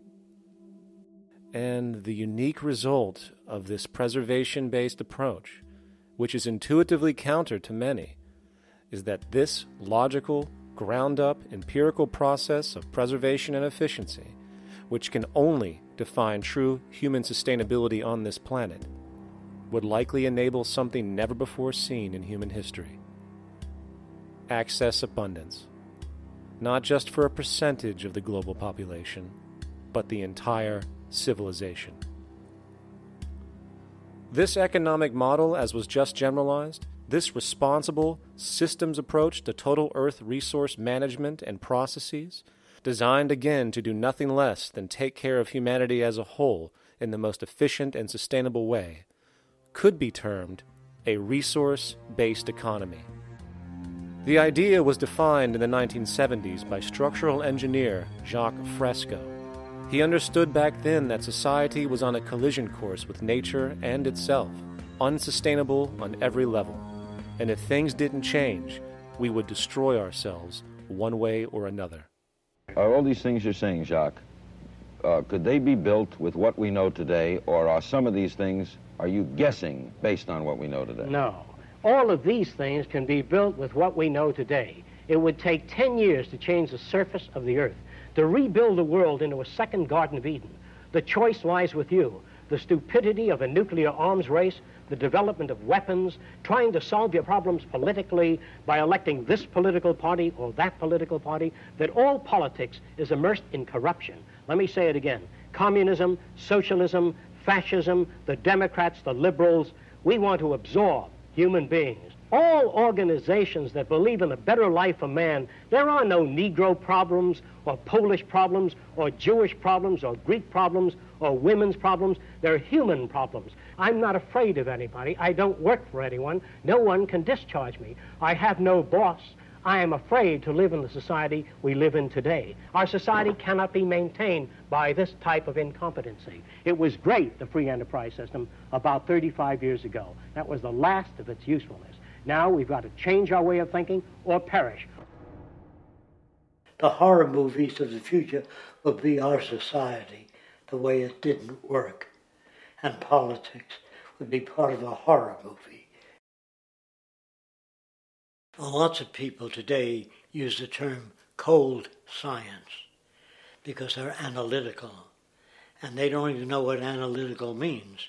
Science means closer approximations of the way the world really works. So it's telling the truth, is what it is. A scientist doesn't try to get along with people. They tell them what their findings are. They have to question all things.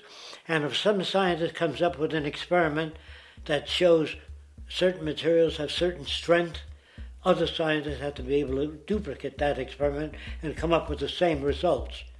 Even if a scientist feels that an airplane wing, due to mathematics or calculations, can hold up a given amount of weight, they still pile sandbags on it to see when it breaks. And they say, you know, my calculations are right, or they're not correct. I love that system because it's free of bias and free of thinking that math can solve all the problems. You have to put your math to test also. I think that every system that can be put to test should be put to test, and that all decisions should be based upon research. A resource-based economy is simply the scientific method applied to social concern, an approach utterly absent in the world today. Society is a technical invention, and the most efficient methods of optimized human health, physical production, distribution, city infrastructure, and the like reside in the field of science and technology, not politics or monetary economics. It operates in the same systematic way as, say, an airplane, and there is no Republican or liberal way to build an airplane. Likewise, nature itself is the physical referent we use to prove our science, and it is a set system, emerging only from our increased understanding of it. In fact, it has no regard for what you subjectively think or believe to be true. Rather, it gives you an option. You can learn and fall in line with its natural laws and conduct yourself accordingly, invariably creating good health and sustainability, or you can go against the current to no avail. It doesn't matter how much you believe you can just stand up right now and walk on the wall next to you. The law of gravity will not allow it. If you do not eat, you will die. If you are not touched as an infant, you will die. As harsh as it may sound, nature is a dictatorship, and we can either listen to it and come in harmony with it, or suffer the inevitable adverse consequences. So, a resource-based economy is nothing more than a set of proven, life-supporting understandings where all decisions are based upon optimized human and environmental sustainability. It takes into account the empirical life ground, which every human being shares as a need, regardless, again, of their political or religious philosophy. There is no cultural relativism to this approach. It isn't a matter of opinion. Human needs are human needs, and having access to the necessities of life, such as clean air, nutritious food, and clean water, along with a positively reinforcing, stable, nurturing, and non-violent environment, is demanded for our mental and physical health, our evolutionary fitness, and hence the species' survival itself. A resource-based economy would be based upon available resources. You can't just bring a lot of people to an island or build a city of 50,000 people without having access to the necessities of life.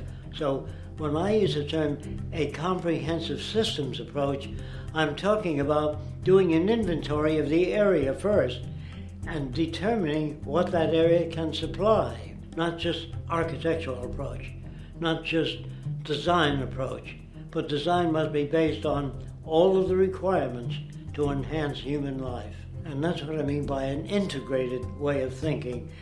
Food, clothing, shelter, warmth, love, all those things are necessary. If you deprive people of any of them, you have a lesser human being, less capable of functioning. As previously outlined, a resource-based economy's ground-up, global, systems approach to extraction, production, and distribution is based upon a set of true economic mechanisms, or strategies, which guarantee efficiency and sustainability in every area of the economy. So, continuing this train of thought regarding logical design, what is next in our equation? Where does all this materialize? Cities. The advent of the city is a defining feature of modern civilization. Its role is to enable efficient access to the necessities of life, along with increased social support and community interaction. So how would we go about designing an ideal city? What shape should we make it? Square? Trapezoid? Well, given we're going to be moving around the thing, we might as well make it as equidistant as possible for ease, hence the circle. What should the city contain? Well, naturally we need a residential area, a goods production area, a power generation area, an agricultural area. But we also need nurturing as human beings, hence culture, nature, recreation, and education.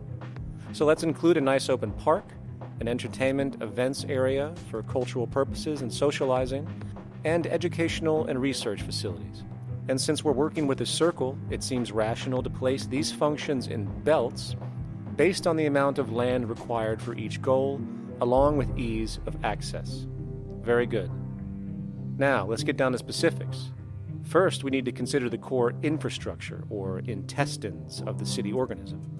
These would be the water, good, waste, and energy transport channels. Just as we have water and sewage systems under our cities today, we would extend this channeling concept to integrate waste recycling and delivery itself. No more mailmen or garbage men. It is built right in. We could even use automated pneumatic tubes and similar technologies. Same goes for transport. It needs to be integrated and strategically designed to reduce or even remove the need for wasteful, independent automobiles. Electric trams, conveyors, transveyors, and maglevs, which can take you virtually anywhere in the city, even up and down, along with connecting you to other cities as well. And of course, in the event an automobile is required, it is automated by satellite for safety and integrity. In fact, this automation technology is in working order right now.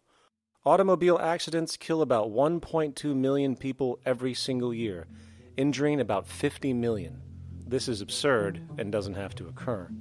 Between efficient city design and automated driverless cars, this death toll can be virtually eliminated. Agriculture. Today, through our haphazard, cost-cutting industrial methods, using pesticides, excessive fertilizers, and other means, we have successfully destroyed much of the arable land on this planet, not to mention also extensively poisoning our bodies. In fact, industrial and agricultural chemical toxins now show up in virtually every human being tested, including infants. Fortunately, there is a glaring alternative: the soilless mediums of hydroponics and aeroponics, which also reduce nutrient and water requirements by up to 75% of our current usage.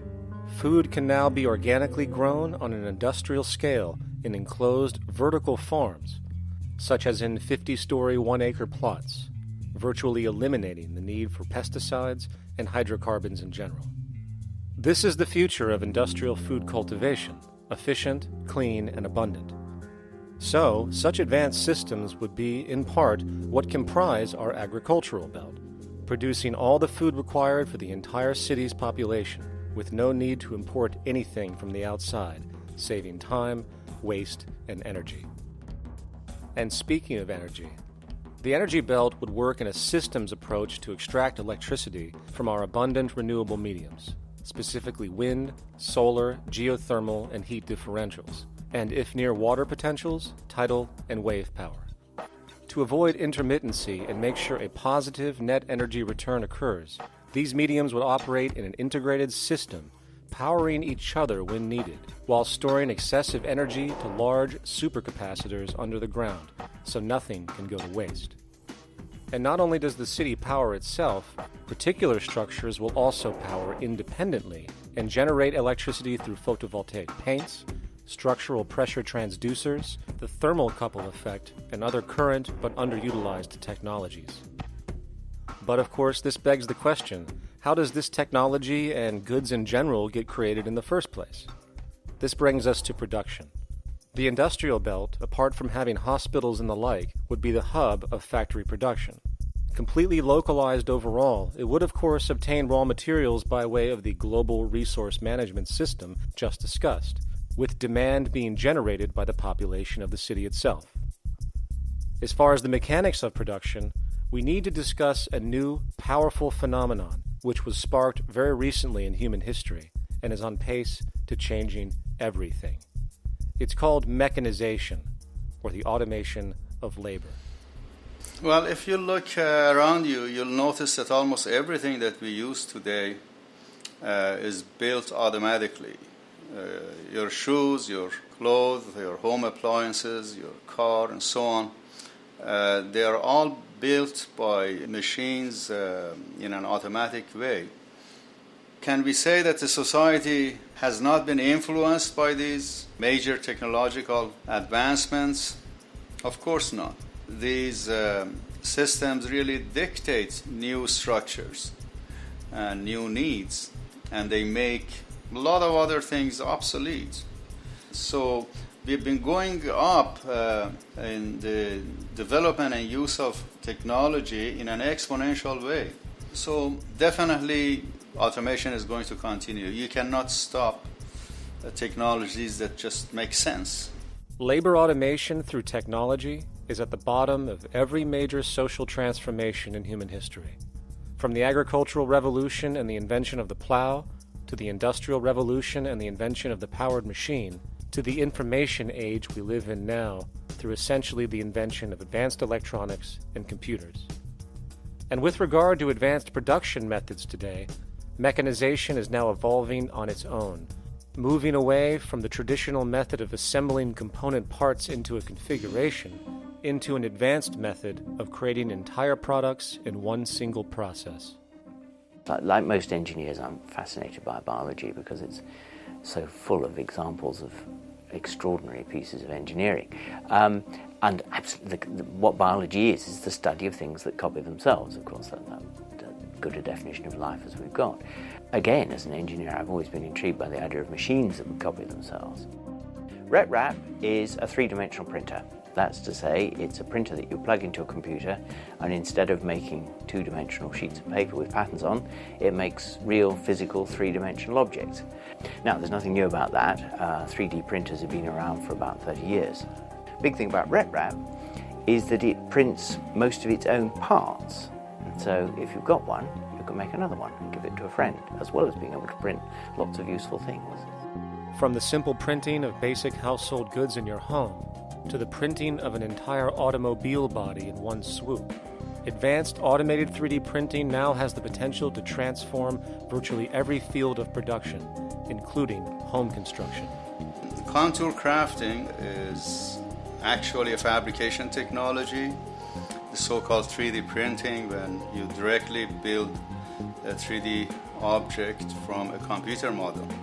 Using contour crafting, it will be possible to build a 2,000 square foot home entirely by the machine in one day. The reason that people are interested in automating construction is that it really brings a lot of benefits. For example, construction is pretty labor intensive, and although it provides job for a sector of the society, it also has issues and complications. For example, construction is the most dangerous job that there is. It is worse than mining and agriculture. It has got the highest level of fatality almost in every country.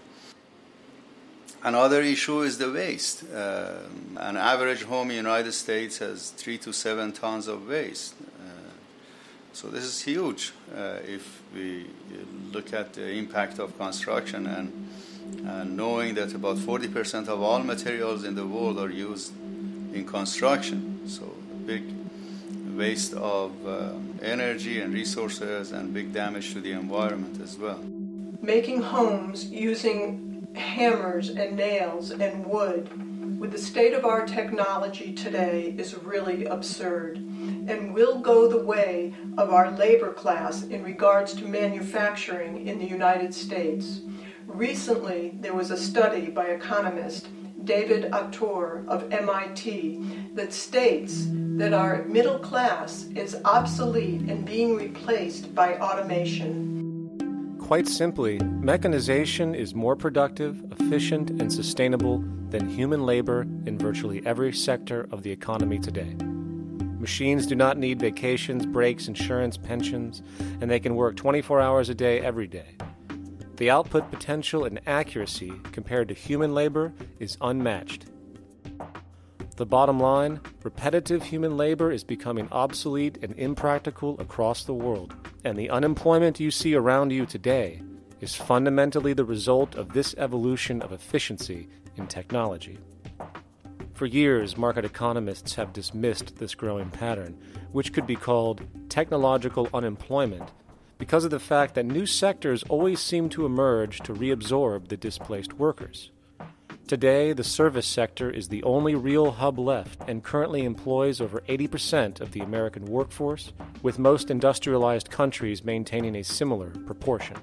However, this sector is now being challenged increasingly by automated kiosks, automated restaurants, and even automated stores. Economists today are finally acknowledging what they have been denying for years. Not only is technological unemployment exacerbating the current labor crisis we see across the world due to the global economic downturn, but the more the recession deepens, the faster the industries are mechanizing. The catch, which is not realized, is that the faster they mechanize to save money, the more they displace people, the more they reduce public purchasing power. This means that while the corporation can produce everything more cheaply, fewer and fewer people will actually have money to buy anything, regardless of how cheap they become. The bottom line is that the labor for income game is slowly coming to an end. In fact, if you take a moment to reflect on the jobs which are in existence today, which automation could take over right now if applied, 75% of the global workforce could be replaced by mechanization tomorrow. And this is why, in a resource-based economy, there is no monetary market system, no money at all, for there is no need. A resource-based economy recognizes the efficiency of mechanization and accepts it for what it offers. It doesn't fight it like we do today. Why? Because it is irresponsible not to, given any interest in efficiency and sustainability. And this brings us back to our city system. In the center is the central dome, which not only houses the educational facilities and transportation hub, it also hosts the mainframe that runs the city's technical operations. The city is, in fact, one big automated machine. It has sensors in all technical belts to track the progress of agriculture, energy gathering, production, distribution, and the like. Now, would people be needed to oversee these operations in the event of a malfunction or the like? Most probably yes, but that number would decrease over time as improvements continue. However, as of today, maybe 3% of the city population would be needed for this job when you break it down. And I can assure you that in an economic system which is actually designed to take care of you and secure your well-being, without you having to submit to a private dictatorship on a daily basis, usually to a job that is either technically unnecessary or socially pointless, while often struggling with debt that doesn't exist just to make ends meet. I guarantee you people will volunteer their time left and right to maintain and improve a system that actually takes care of them. And coupled with this issue of incentive comes the common assumption that if there isn't some external pressure for one to work for a living, people will just sit around, do nothing, and turn into fat, lazy blobs. This is nonsense. The labor system we have today is in fact the generator of laziness, not a resolver of it. If you think back to when you were a child, full of life, interested in new things to understand, likely creating and exploring, but as time went on, the system pushed you into the focus of figuring out how to make money. And from early education to study at a university, you are narrowed, only to emerge as a creature which serves as a cog in a wheel in a model that sends all the fruits to the upper 1%. Scientific studies have now shown that people are, in fact, not motivated by monetary reward when it comes to ingenuity and creation. The creation itself is the reward.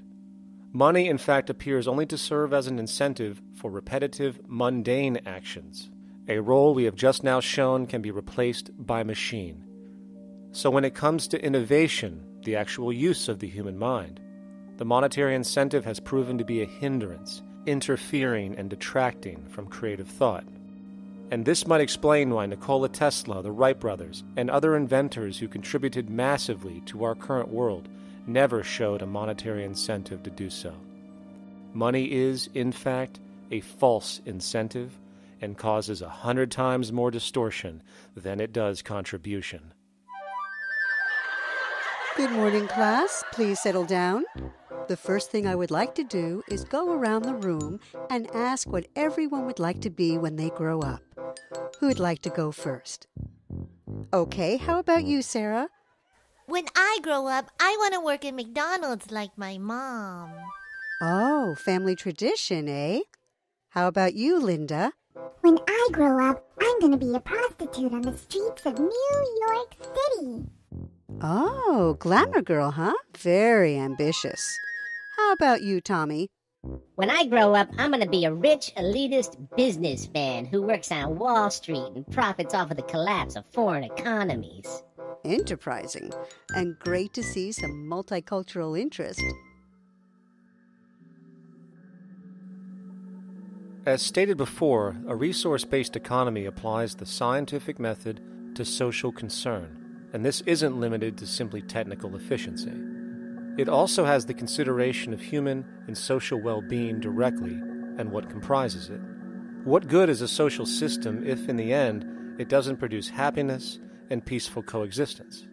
So it is important to point out that with the removal of the money system and the necessities of life provided, we would see a global reduction in crime by about 95% almost immediately, for there is nothing to steal, embezzle, scam, or the like. 95% of all people in prisons today are there due to some monetary-related crime or drug abuse, and drug abuse is a disorder, not a crime. So what about the other 5%, the truly violent, often seeming to some as being violent for the sake of being violent? Are they just evil people? The reason that I frankly think it's a waste of time to engage in moral value judgments about people's violence is because it doesn't advance by one iota our understanding of either the causes or the prevention of the violent behavior. People sometimes ask if I believe in forgiving criminals. My answer to that is, no, I don't believe in forgiveness any more than I believe in condemnation. It's only if we as a society can take the same attitude of treating violence as a problem in public health and preventive medicine rather than as a moral evil. It's only when we make that change in our own attitudes and assumptions and values that we will actually succeed in reducing the level of violence rather than stimulating it, which is what we do now. The more justice you seek, the more hurt you become, because there's no such thing as justice. There is whatever there is out there. That's it. In other words, if people are conditioned to be racist and bigots, if they're brought up in an environment that advocates that, why do you blame the person for it? They're a victim of a subculture. Therefore, they have to be helped.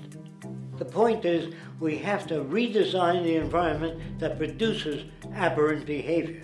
That's the problem, not putting a person in jail. That's why judges, lawyers, freedom of choice, such concepts are dangerous, because it gives you misinformation that the person is bad or that person is a serial killer. Serial killers are made, just like soldiers become serial killers with a machine gun. They become killing machines, but nobody looks at them as murderers or assassins, because that's natural. So we blame people. We say, well, this guy was a Nazi, he tortured Jews. No, he was brought up to torture Jews. Once you accept the fact that people have individual choices and they're free to make those choices, free to make choices means without being influenced. And I can't understand that at all. All of us are influenced in all our choices by the culture we live in, by our parents, and by the values that dominate. So we're influenced. So there can't be free choices. What's the greatest country in the world? The true answer, I haven't been all over the world, and I don't know enough about different cultures to answer that question. I don't know anybody that speaks that way. They say, it's good old USA, the greatest country in the world. There's no survey. Have you been to India? No. Have you been to England? No. Have you been to France? No. What do you make your assumptions on? They can't answer. They get mad at you. They say, well, goddamn it, who the hell are you to tell me what to think? You know, don't forget, you're dealing with aberrated people. They're not responsible for their answers. They're victims of culture. That means they've been influenced by their culture.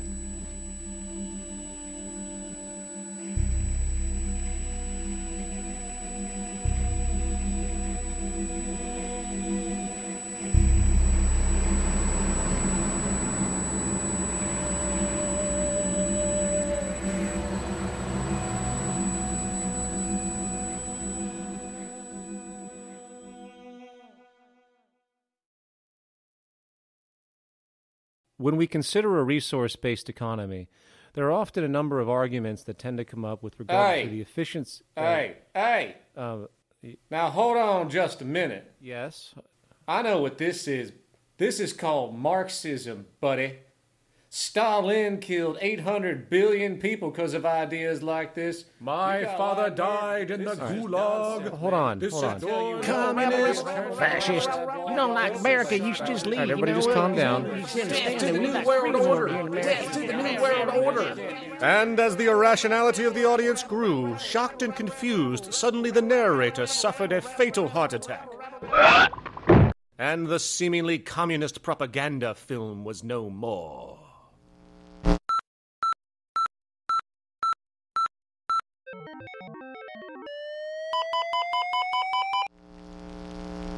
You know, I've said that sort of thing to people in think tank type of situations, and you know, these Club of Rome types and so forth. Marxist? What Marxist? Where did that come from?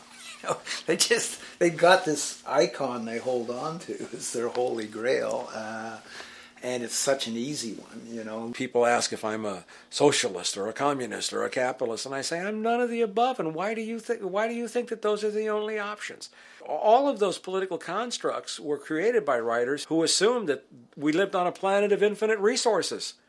Not a one of those political philosophies even contemplates that there might be a shortage of anything. I believe that communism, socialism, free enterprise, fascism are part of social evolution, that you can't take a giant step from one culture to another But they're in-between systems. Before there's any ism, we've got a life ground, and the life ground is, as I just described most easily, it's all the conditions required to take your next breath, and that involves the air you breathe, the water you get, the safety you have, the education you can access, all these things that we share and use and that no life in any culture can do without. So we've got to reset down to the life ground, and the life ground is no longer any ism. It's life value analysis. It's simply a matter of historical fact that the dominant intellectual culture of any particular society reflects the interest of the dominant group in that society. In a slave-owning society, the beliefs about human beings and human rights and so on will reflect the needs of the slave owners. In a society which again is based on the power of certain people to control and profit from the lives and work of millions of others, the dominant intellectual culture will reflect the needs of the dominant group. And so that if you look across the board, the ideas that pervade psychology and sociology and history and political economy and political science fundamentally reflect certain elite interests. And the academics who question that too much tend to get shunted to the side or to be seen as sort of radicals. The dominant values of a culture tend to support and perpetuate what is rewarded by that culture. And in a society where success and status is measured by material wealth, not social contribution, it is easy to see why the state of the world is what it is today. We are dealing with a values system disorder, completely denatured, where the priority of personal and social health have become secondary to the detrimental notions of artificial wealth and limitless growth. And like a virus, this disorder now permeates every facet of government, news media, entertainment, and even academia. And built into its structure are mechanisms of protection from anything that might interfere. Disciples of the monetary market religion, the self-appointed guardians of the status quo, constantly seek out ways to avoid any form of thought which might interfere with their beliefs, the most common of which are projected dualities. If you are not a Republican, you must be a Democrat. If you are not a Christian, you might be a Satanist. And if you feel society can be greatly improved to consider perhaps, taking care of everyone, you're just a utopianist. And the most insidious of them all, if you are not for the free market, you must be against freedom itself. I'm a believer in freedom. Every time you hear the word freedom being said anywhere or government interference said anywhere, it means, decoded, blocking maximization of turning money into more money for private money possessors. That's it. Every other thing they'll say, we need more commodities for people, this is freedom against tyranny and so forth. Every time you see it, you can decode it down to that. And I think you'll find a one-to-one correlation with every time they use it. And this is a sense in which we might call it's a syntax, a governing syntax of understanding and of value, so that it governs beneath their own recognition of it. So they may not say, I didn't mean that at all, but in fact, that's what they do. Just like you may speak a grammar, and you have rules of grammar you follow without recognizing what the rules are. And so what we have is what I call the ruling value syntax that underlies this. So every time they use these words, government interference, lack of freedom, or progress, or development, you can decode them all to come back to mean that. Of course, when you hear the word freedom, it tends to be in the same sentence with something called democracy. It's fascinating how people today seem to believe that they actually have a relevant influence on what their government does, forgetting that the very nature of our system offers everything for sale.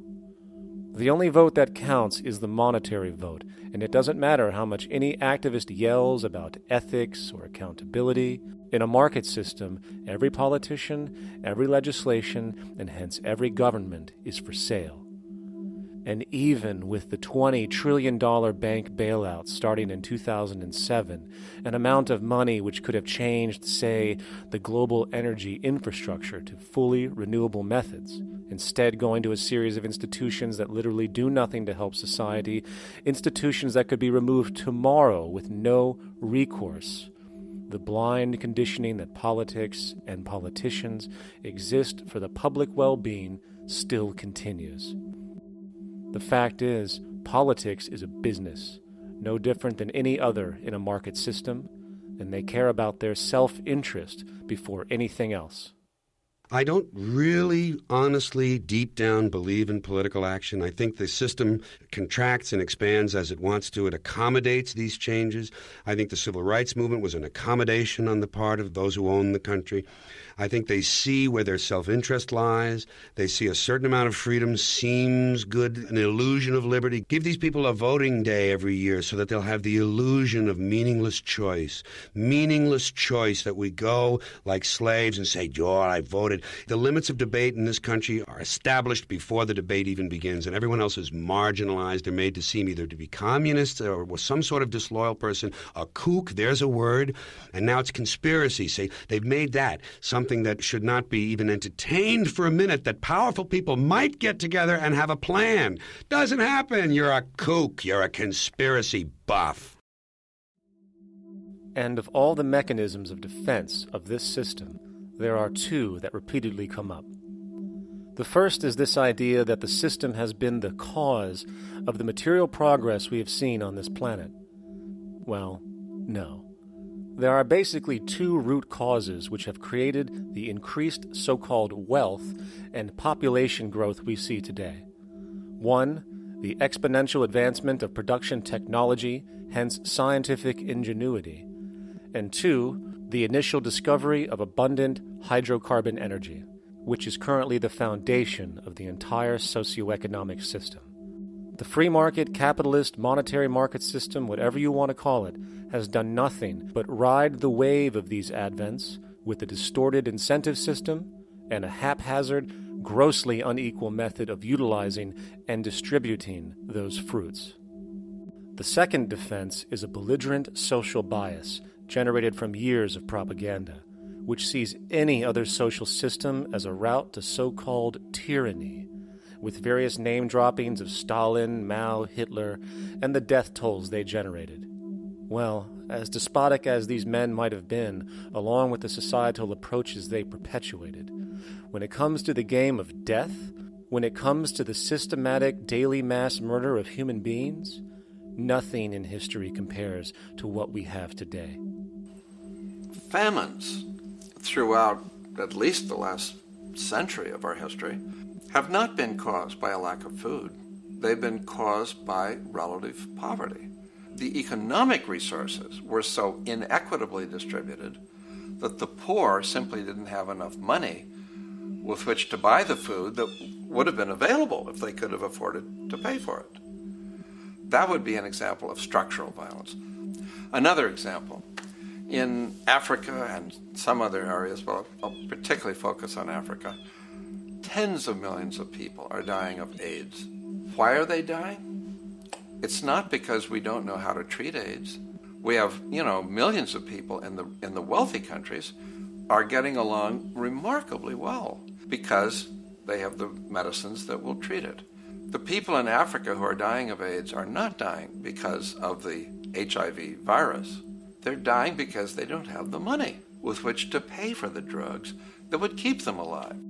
Gandhi saw this. He said the deadliest form of violence is poverty. And that's absolutely right. Poverty kills far more people than all the wars in history, more people than all the murderers in history, more than all the suicides in history.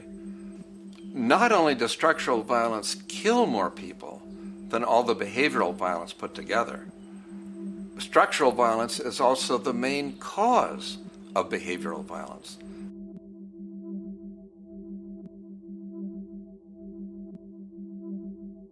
Oil is the foundation of, and it is present throughout the edifice of human civilization. There are 10 calories of hydrocarbon energy, oil and natural gas, in every calorie of food you and I eat in the industrialized world.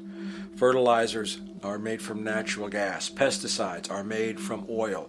You drive oil-powered machines to plant, plow, irrigate, harvest, transport, package. You wrap the food in plastic, that's oil. All plastic is oil. There are 7 gallons of oil in every tire. Oil is everywhere. It's ubiquitous. And it's only because of oil that there are 7 billion people, or almost 7 billion people on this planet right now.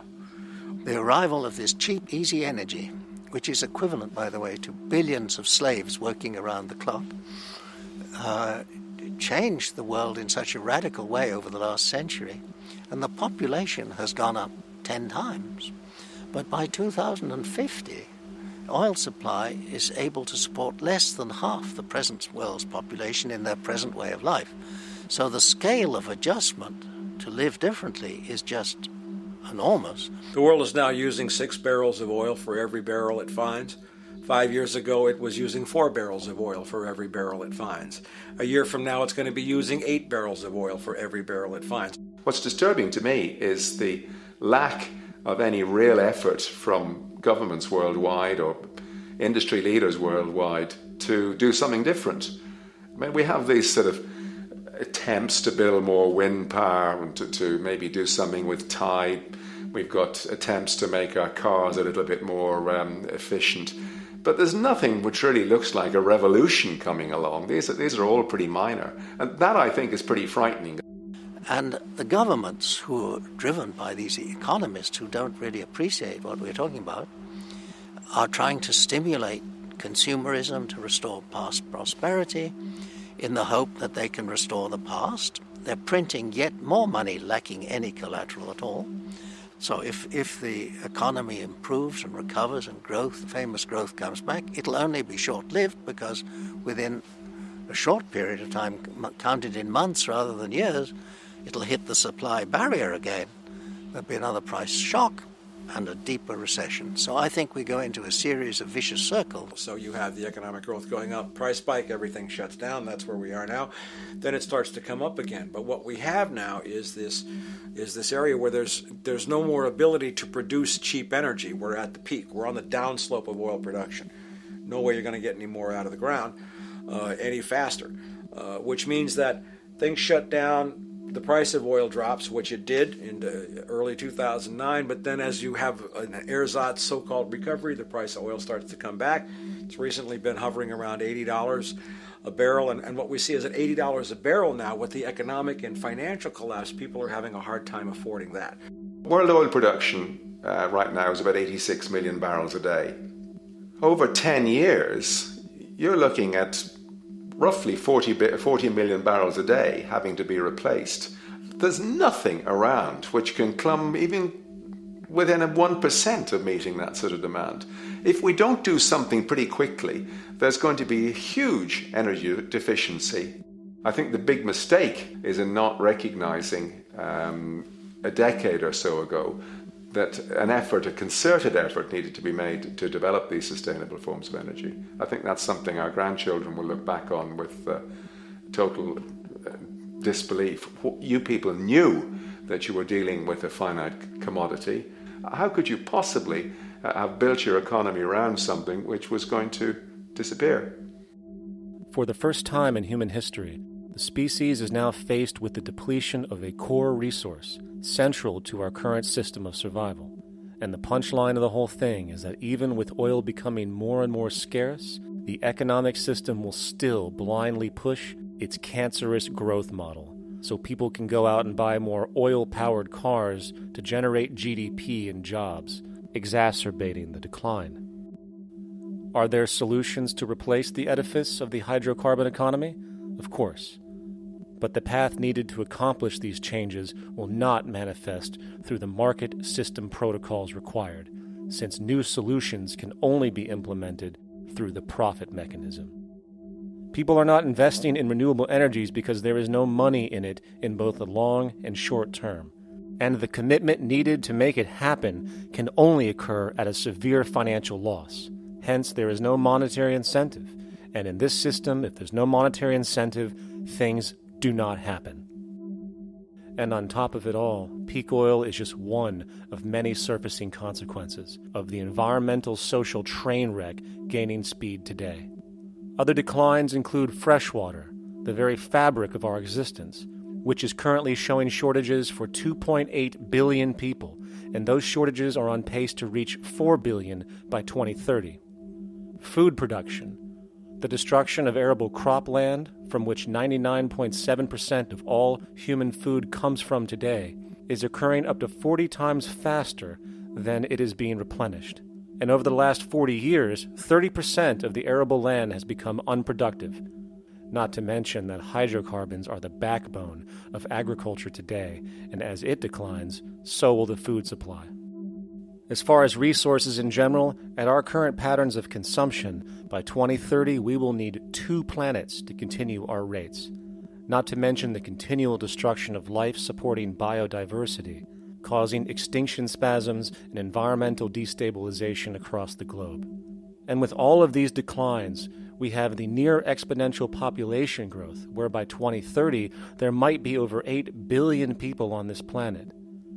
Energy production alone would need to increase 44% by 2030 to meet such demand. And again, since money is the only initiator of action, are we to expect that any country on the planet is going to be able to afford the massive changes needed to revolutionize agriculture, water processing, energy production, and the like, when the global debt pyramid scheme is slowly shutting the entire world down? Not to mention the fact that the unemployment you currently see is going to become normality due to the nature of technological unemployment. The jobs are not coming back. And finally, a broad social perspective.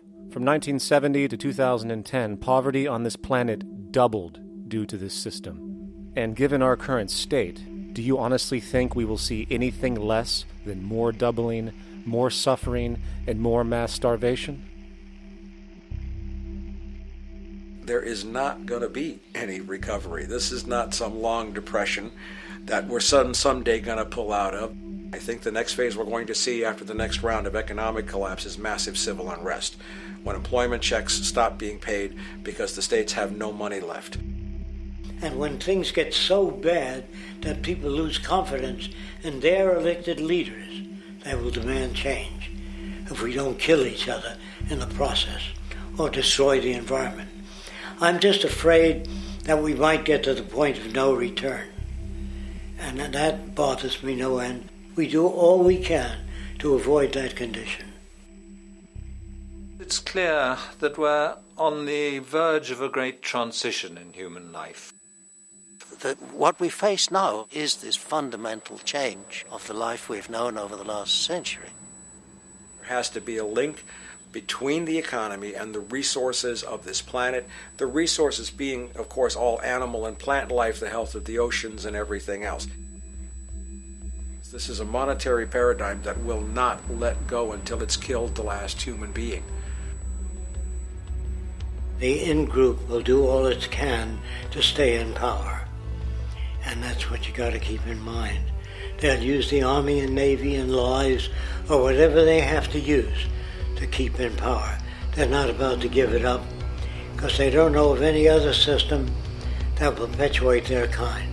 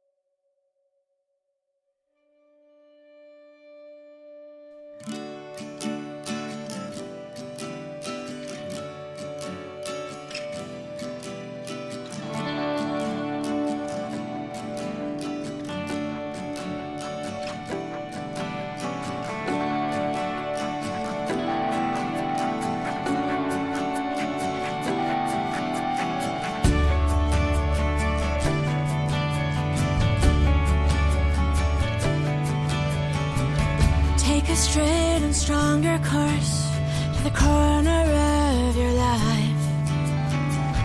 Just remember that the goal is for us all to capture all we want.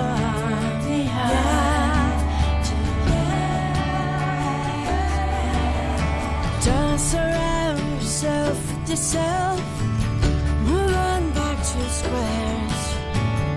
Send an instant karma to me, and I shall live with love and care for yourself. 'Cause it's time and time with your time, and its news is captured for the queen to use.